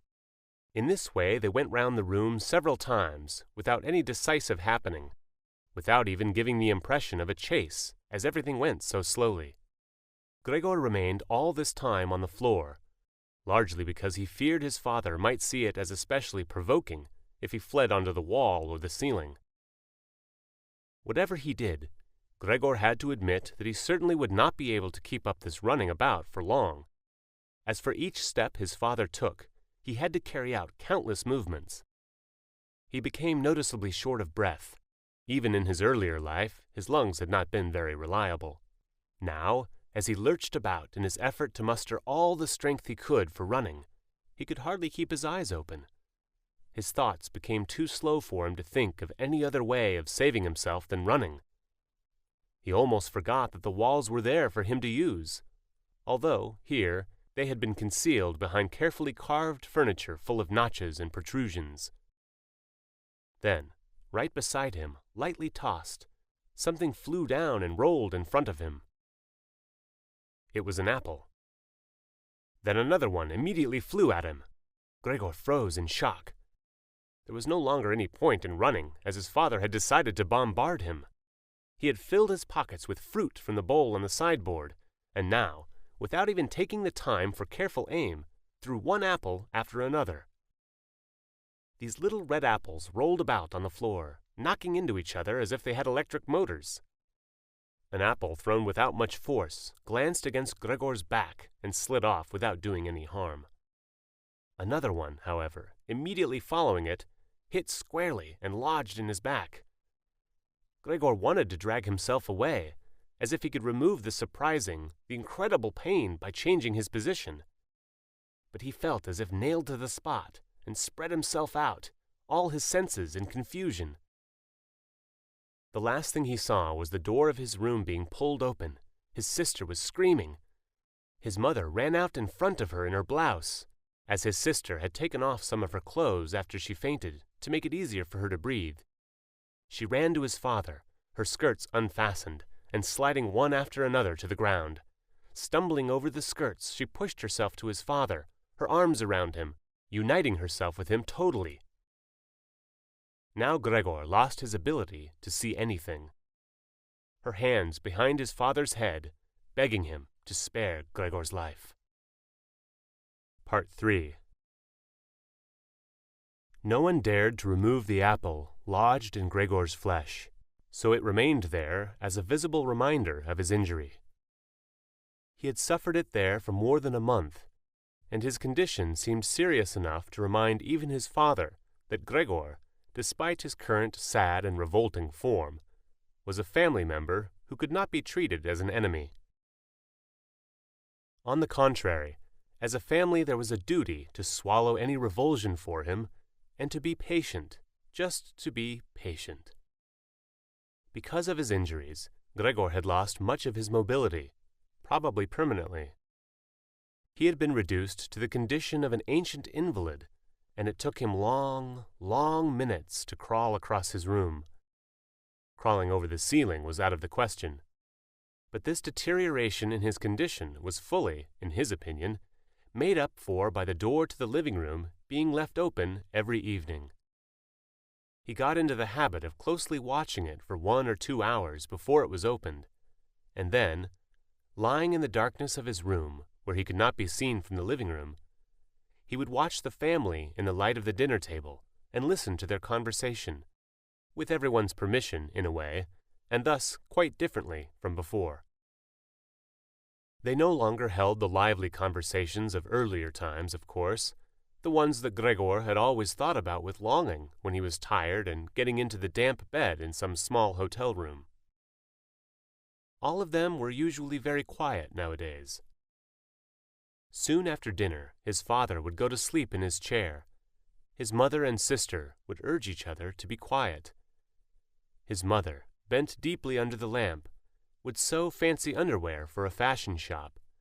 His sister, who had taken a sales job, learned shorthand and French in the evenings so that she might be able to get a better position later on. Sometimes his father would wake up and say to Gregor's mother, "You're doing so much sewing again today," as if he did not know that he had been dozing. And then he would go back to sleep again, while mother and sister would exchange a tired grin. With a kind of stubbornness, Gregor's father refused to take off his uniform even at home. While his nightgown hung unused on its peg, Gregor's father would slumber where he was, fully dressed, as if always ready to serve, and expecting to hear the voice of his superior even here. The uniform had not been new to start with, but as a result of this, it slowly became even shabbier, despite the efforts of Gregor's mother and sister to look after it. Gregor would often spend the whole evening looking at all the stains on this coat, with its gold buttons always kept polished and shiny, while the old man in it would sleep, highly uncomfortable, but peaceful. As soon as it struck 10, Gregor's mother would speak gently to his father to wake him and try to persuade him to go to bed, as he couldn't sleep properly where he was, and he really had to get his sleep if he was to be up at 6 to get work. But since he had been in work, he had become more obstinate and would always insist on staying longer at the table, even though he regularly fell asleep, and it was then harder than ever to persuade him to exchange the chair for his bed. Then, however much mother and sister would importune him with little reproaches and warnings, he would keep slowly shaking his head for a quarter of an hour with his eyes closed and refusing to get up. Gregor's mother would tug at his sleeve, whisper endearments into his ear. Gregor's sister would leave her work to help her mother, but nothing would have any effect on him. He would just sink deeper into his chair. Only when the two women took him under the arms, he would abruptly open his eyes, look at them one after another, and say, "What a life! This is what peace I get in my old age!" And supported by the two women, he would lift himself up carefully, as if he were carrying the greatest load himself, let the women take him to the door, send them off, and carry on by himself, while Gregor's mother would throw down her needle and his sister her pen so that they could run after his father and continue being of help to him. Who, in this tired and overworked family, would have had time to give more attention to Gregor than was absolutely necessary?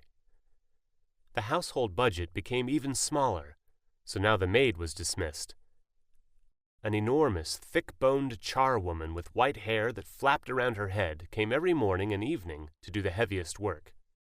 Everything else was looked after by Gregor's mother, on top of the large amount of sewing work she did. Gregor even learned, listening to the evening conversation about what price they had hoped for, that several items of jewelry belonging to the family had been sold, even though both mother and sister had been very fond of wearing them at functions and celebrations. But the loudest complaint was that although the flat was much too big for their present circumstances, they could not move out of it. There was no imaginable way of transferring Gregor to the new address. He could see quite well, though, that there were more reasons than consideration for him that made it difficult for them to move. It would have been quite easy to transport him in any suitable crate with a few air holes in it.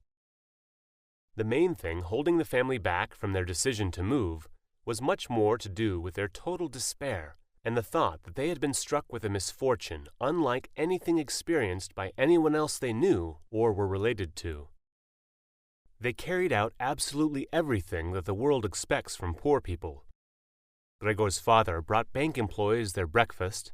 His mother sacrificed herself by washing clothes for strangers. His sister ran back and forth behind her desk at the behest of customers, but they just did not have the strength to do any more. And the injury in Gregor's back began to hurt as much as when it was new. After they had come back from taking his father to bed, Gregor's mother and sister would now leave their work where it was and sit close together, cheek to cheek.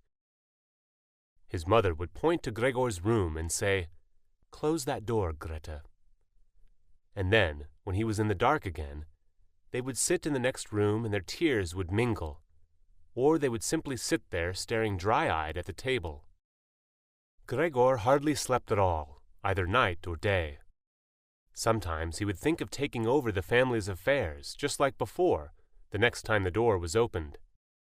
He had long forgotten about his boss and the chief clerk, but they would appear again in his thoughts, the salesman and the apprentices, that stupid tea-boy, 2 or 3 friends from other businesses, one of the chambermaids from a provincial hotel, a tender memory that appeared and disappeared again, a cashier from a hat shop for whom his attention had been serious but too slow. All of them appeared to him, mixed together with strangers and others he had forgotten.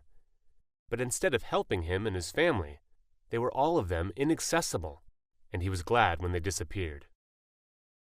Other times he was not at all in the mood to look after his family.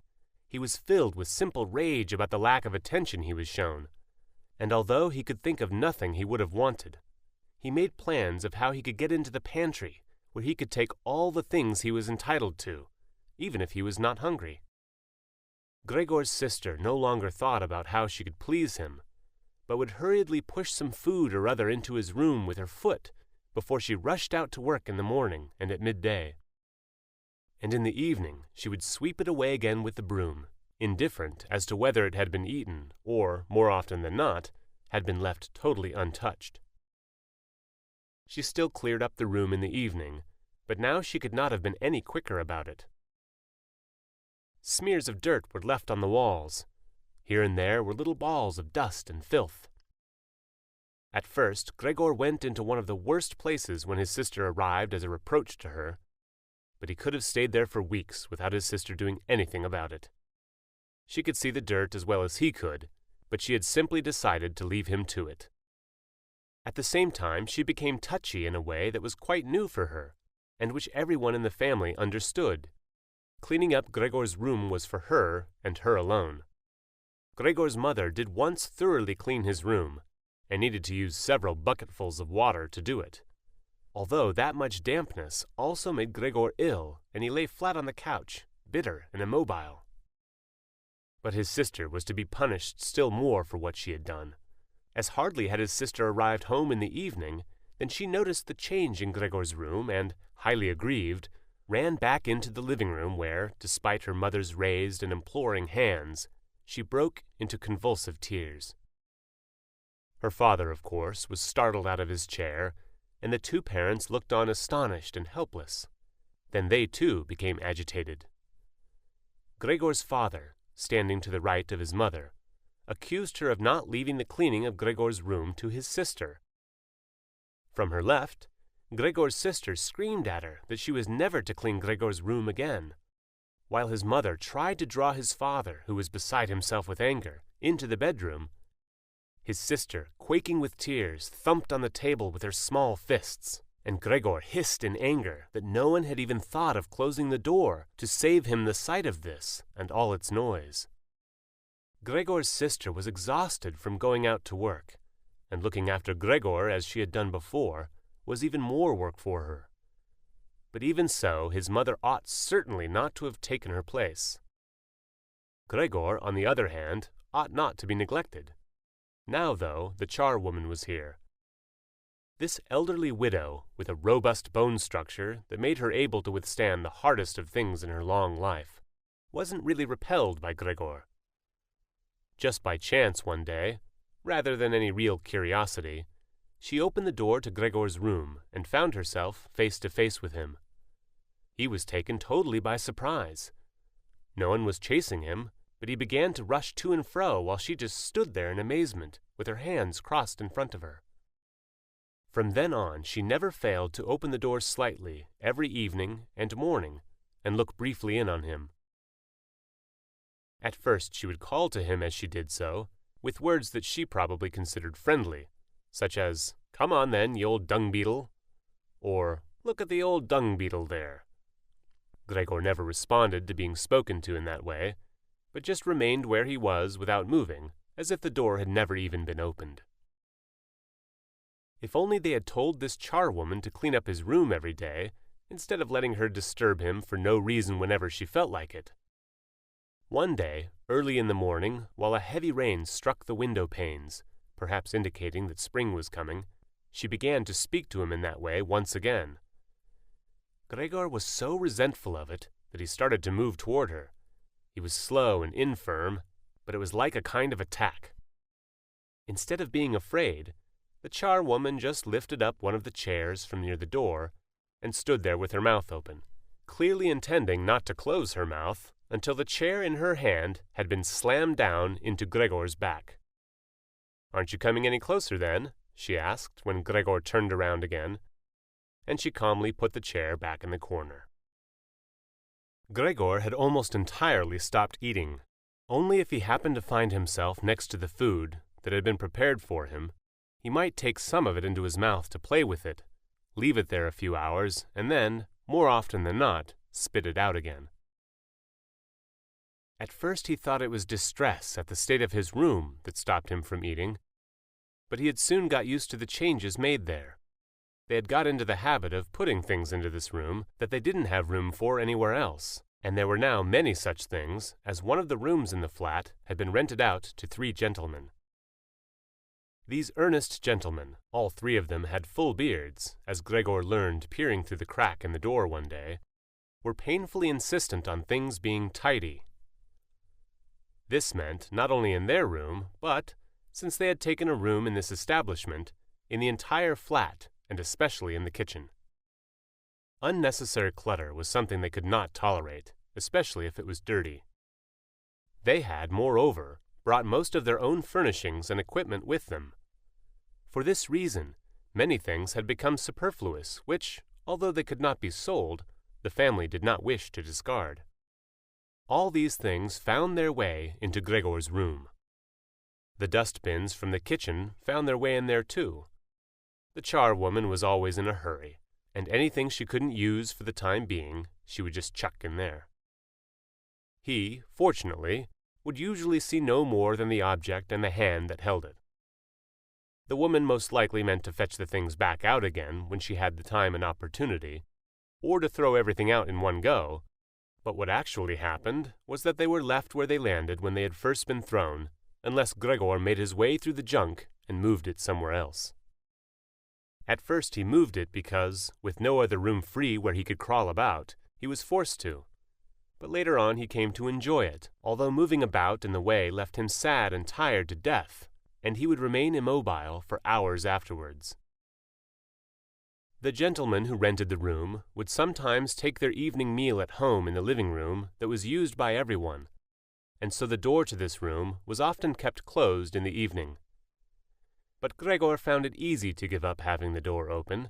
He had, after all, often failed to make use of it when it was open, and, without the family having noticed it, lain in his room in its darkest corner. One time, though, the charwoman left the door to the living room slightly open, and it remained open when the gentleman who rented the room came in the evening and the light was put on. They sat up at the table where, formerly, Gregor had taken his meals with his mother and father.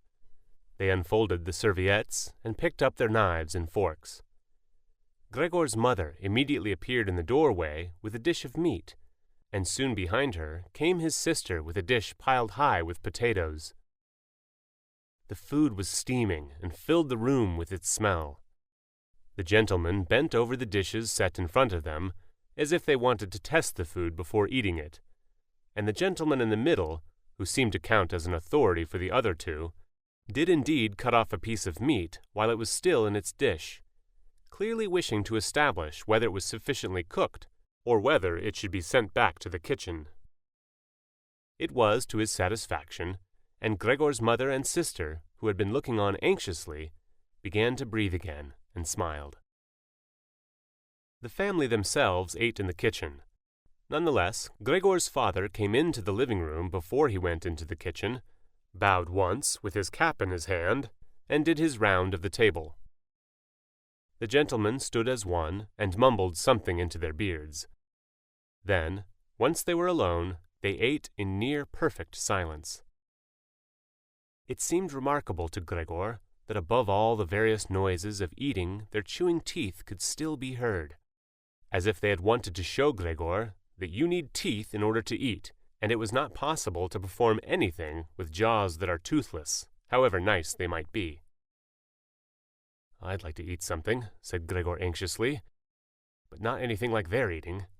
They do feed themselves, and here I am, dying." Throughout all this time, Gregor could not remember having heard the violin being played, but this evening it began to be heard from the kitchen. The three gentlemen had already finished their meal. The one in the middle had produced a newspaper, given a page to each of the others, and now they leant back in their chairs, reading them and smoking. When the violin began playing, they became attentive, stood up and went on tiptoe over to the door of the hallway, where they stood pressed against each other.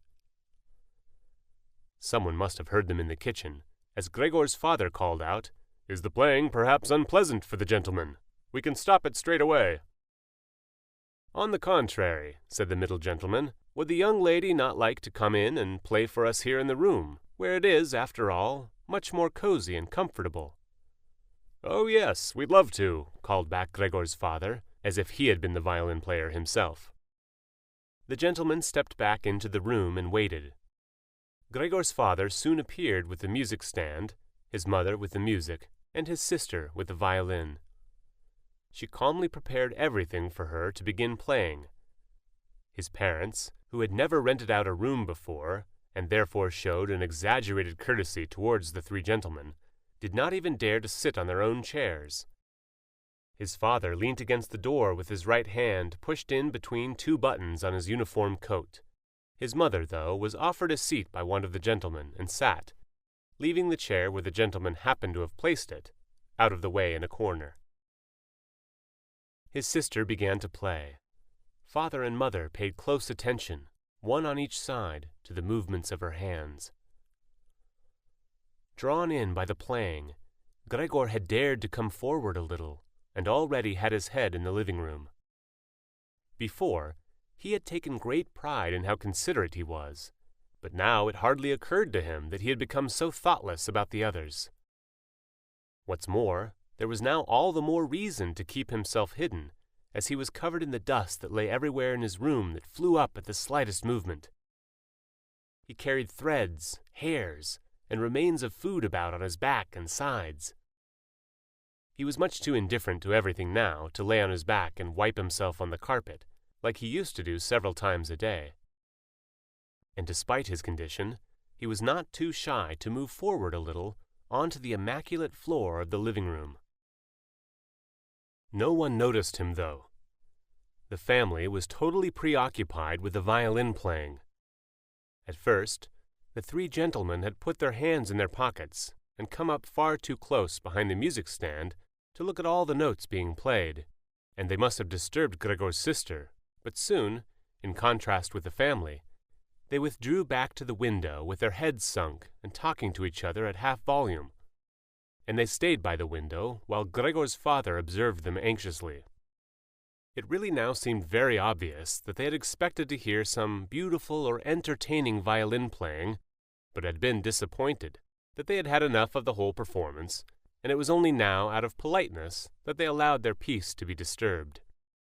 It was especially unnerving, the way they all blew the smoke from their cigarettes, upwards from their mouths and noses.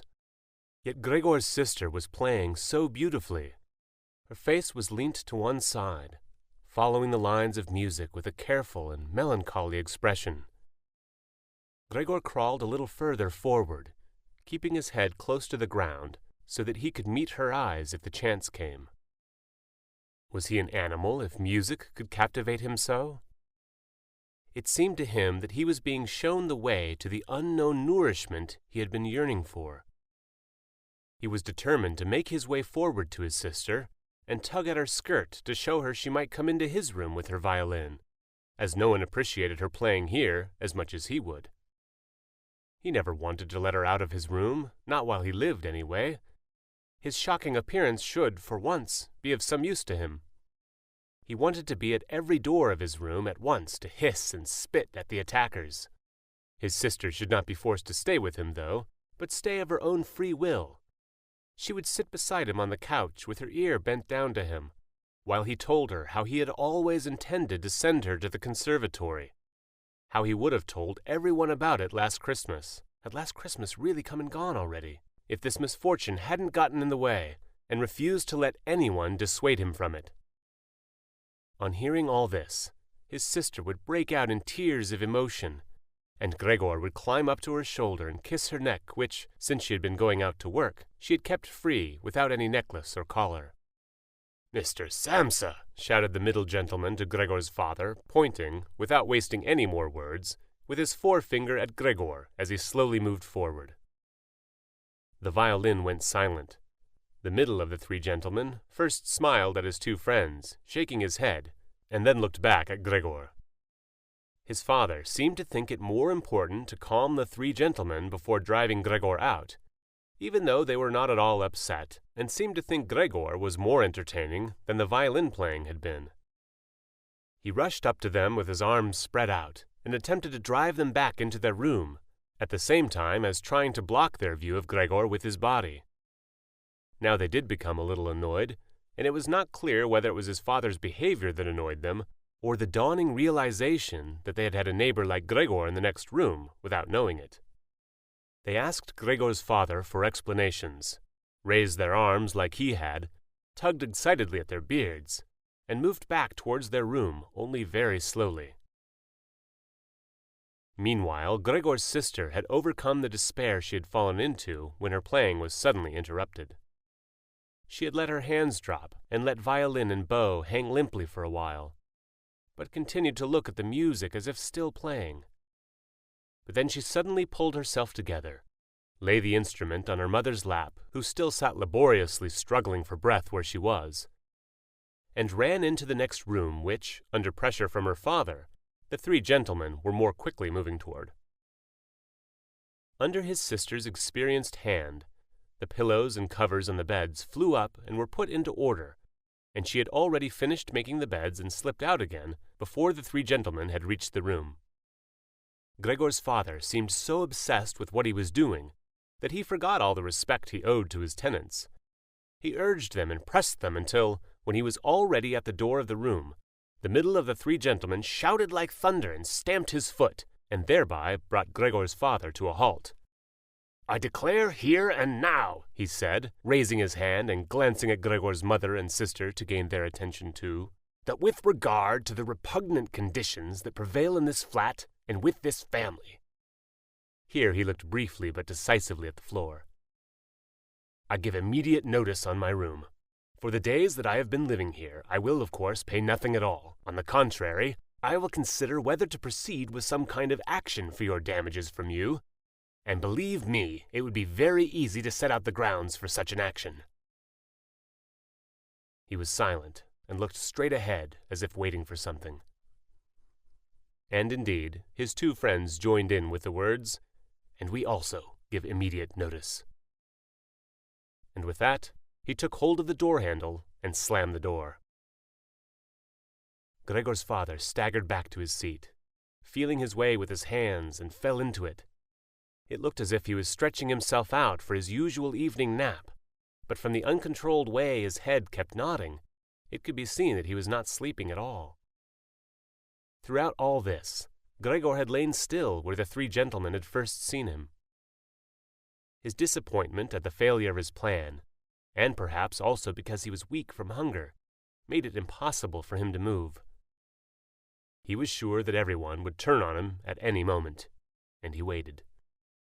He was not even startled out of this state when the violin on his mother's lap fell from her trembling fingers and landed loudly on the floor. "Father, Mother," said his sister, hitting the table with her hand as an introduction, "we can't carry on like this. Maybe you can't see it, but I can. I don't want to call this monster my brother. All I can say is, we have to try and get rid of it. We've done all that's humanly possible to look after it and be patient. I don't think anyone could accuse us of doing anything wrong." "She's absolutely right," said Gregor's father to himself.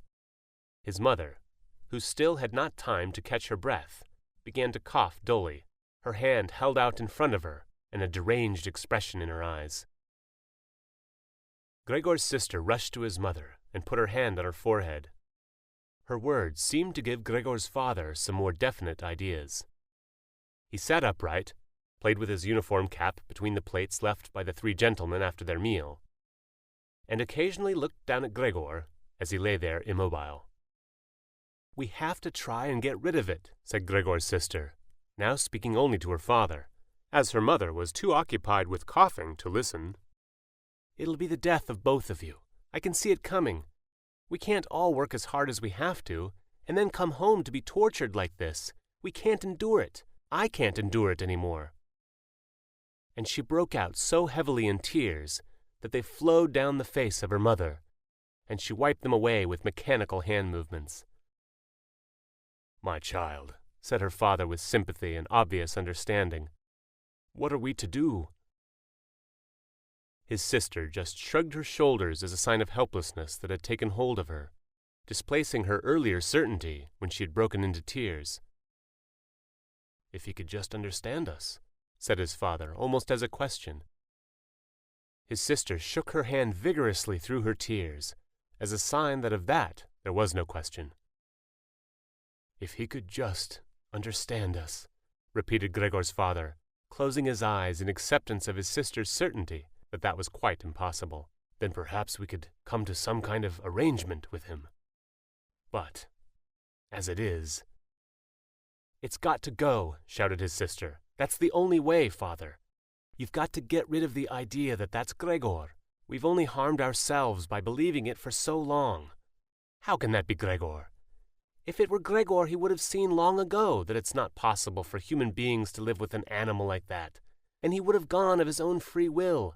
We wouldn't have a brother any more then, but we could carry on with our lives and remember him with respect. As it is, this animal is persecuting us. It's driven out our tenants. It obviously wants to take over the whole flat and force us to sleep on the streets. Father, look! Just look!" she suddenly screamed. "He's starting again." In her alarm, which was totally beyond Gregor's comprehension, his sister even abandoned his mother as she pushed herself vigorously out of her chair, as if more willing to sacrifice her own mother than stay anywhere near Gregor. She rushed over to behind her father, who had become excited merely because she was, and stood up half raising his hands in front of Gregors' sister as if to protect her. But Gregor had had no intention of frightening anyone, least of all his sister. All he had done was begin to turn around so that he could go back into his room, although that was in itself quite startling, as his pain-racked condition meant that turning round required a great deal of effort, and he was using his head to help himself do it, repeatedly raising it and striking it against the floor. He stopped and looked round. They seemed to have realized his good intention, and had only been alarmed briefly. Now they all looked at him in unhappy silence. His mother lay in her chair with her legs stretched out and pressed against each other, her eyes nearly closed with exhaustion.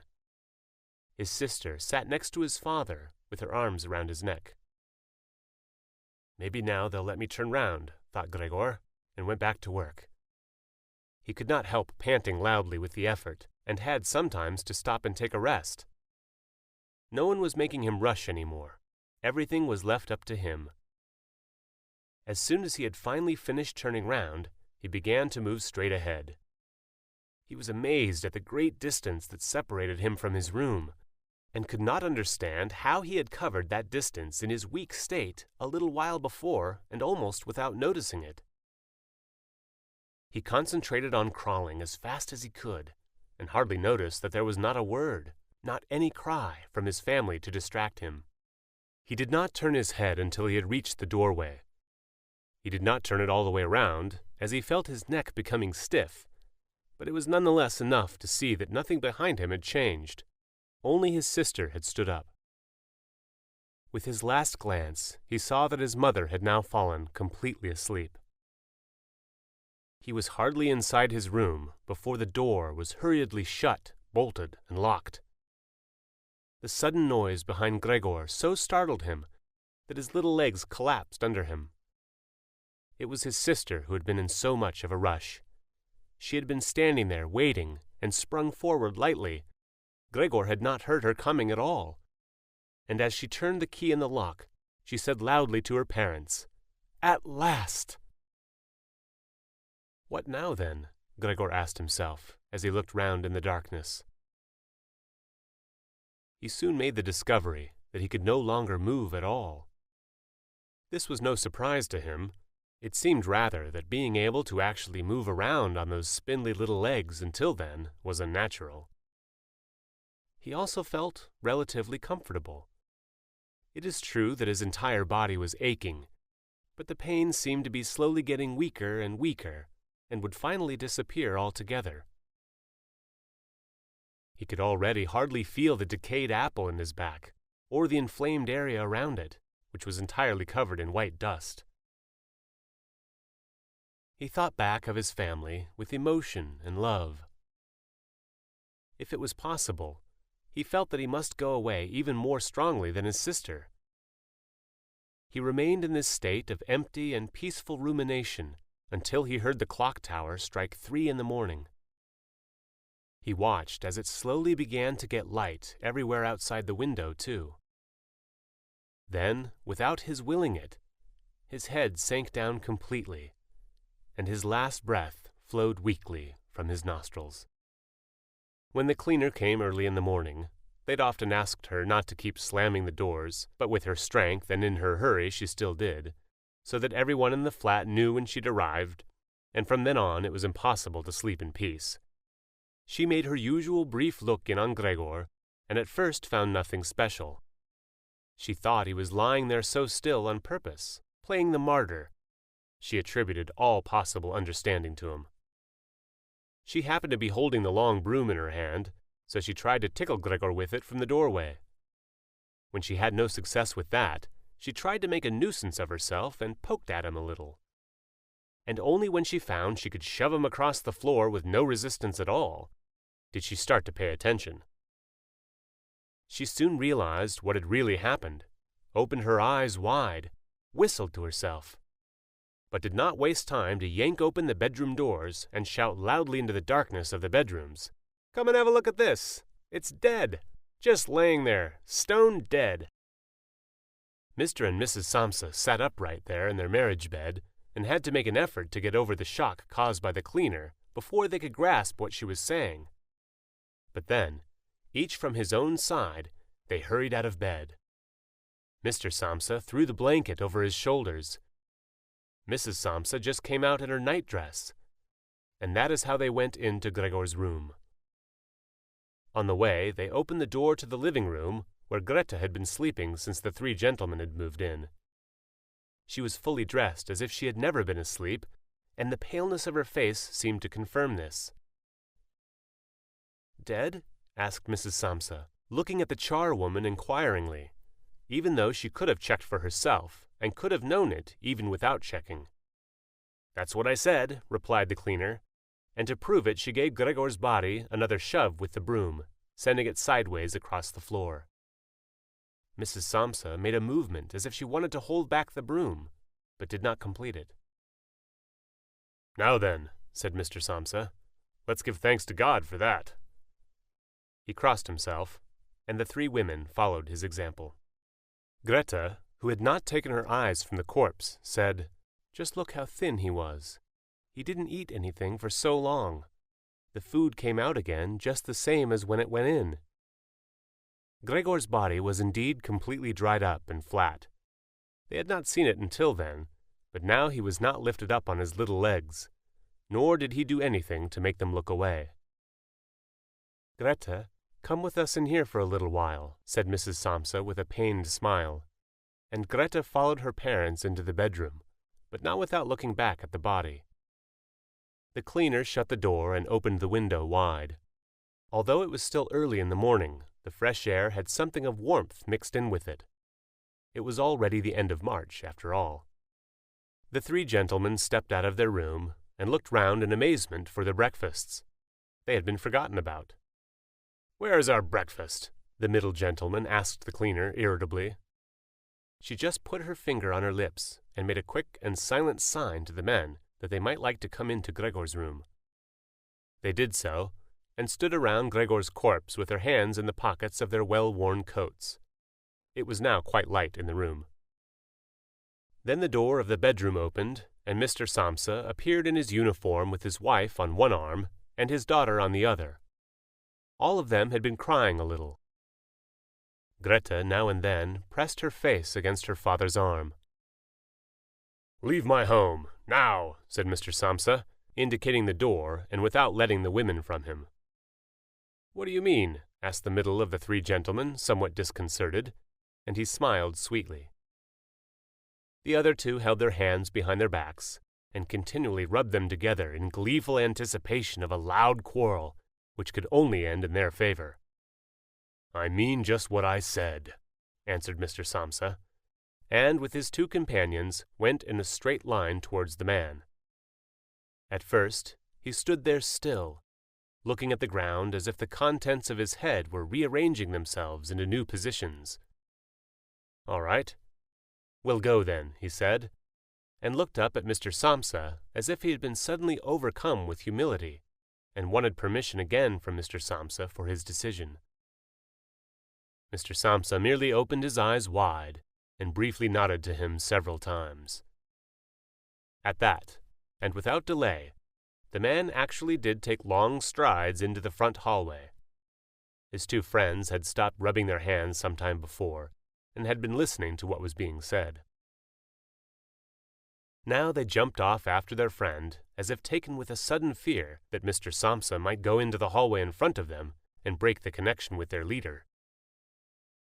Once there, all three took their hats from the stand, took their sticks from the holder, bowed without a word, and left the premises. Mr. Samsa and the two women followed them out onto the landing, but they had had no reason to mistrust the men's intentions, and as they leaned over the landing they saw how the three gentlemen made slow but steady progress down the many steps. As they turned the corner on each floor, they disappeared and would reappear a few moments later. The further down they went, the more that the Samsa family lost interest in them. When a butcher's boy, proud of posture with a tray on his head, passed them on his way up and came nearer, Mr. Samsa and the women came away from the landing and went, as if relieved, back into the flat. They decided the best way to make use of that day was for relaxation and to go for a walk. Not only had they earned a break from work, but they were in serious need of it. So they sat at the table and wrote 3 letters of excusal, Mr. Samsa to his employers, Mrs. Samsa to her contractor, and Greta to her principal. The cleaner came in while they were writing to tell them she was going. She'd finished her work for that morning. The 3 of them at first just nodded without looking up from what they were writing, and it was only when the cleaner still did not seem to want to leave that they looked up in irritation. "Well?" asked Mr. Samsa. The charwoman stood in the doorway with a smile on her face, as if she had some tremendous good news to report, but would only do it if she was clearly asked to. The almost vertical little ostrich feather on her hat, which had been a source of irritation to Mr. Samsa all the time she had been working for them, swayed gently in all directions. "What is it you want, then?" asked Mrs. Samsa, whom the cleaner had the most respect for. "Yes," she answered, and broke into a friendly laugh that made her unable to speak straight away. "Well then, that thing in there, you needn't worry about how you're going to get rid of it. That's all been sorted out."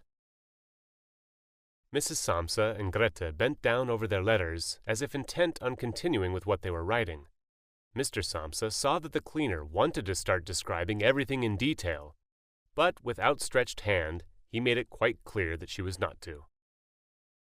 So, as she was prevented from telling them all about it, she suddenly remembered what a hurry she was in and, clearly peeved, called out, "Cheerio then, everyone," turned round sharply and left, slamming the door terribly as she went. "Tonight she gets sacked," said Mr. Samsa, but he received no reply from either his wife or his daughter, as the charwoman seemed to have destroyed the peace they had only just gained. They got up and went over to the window, where they remained with their arms around each other. Mr. Samsa twisted round in his chair to look at them, and sat there watching for a while. Then he called out, "Come here, then. Let's forget about all that old stuff, shall we? Come and give me a bit of attention."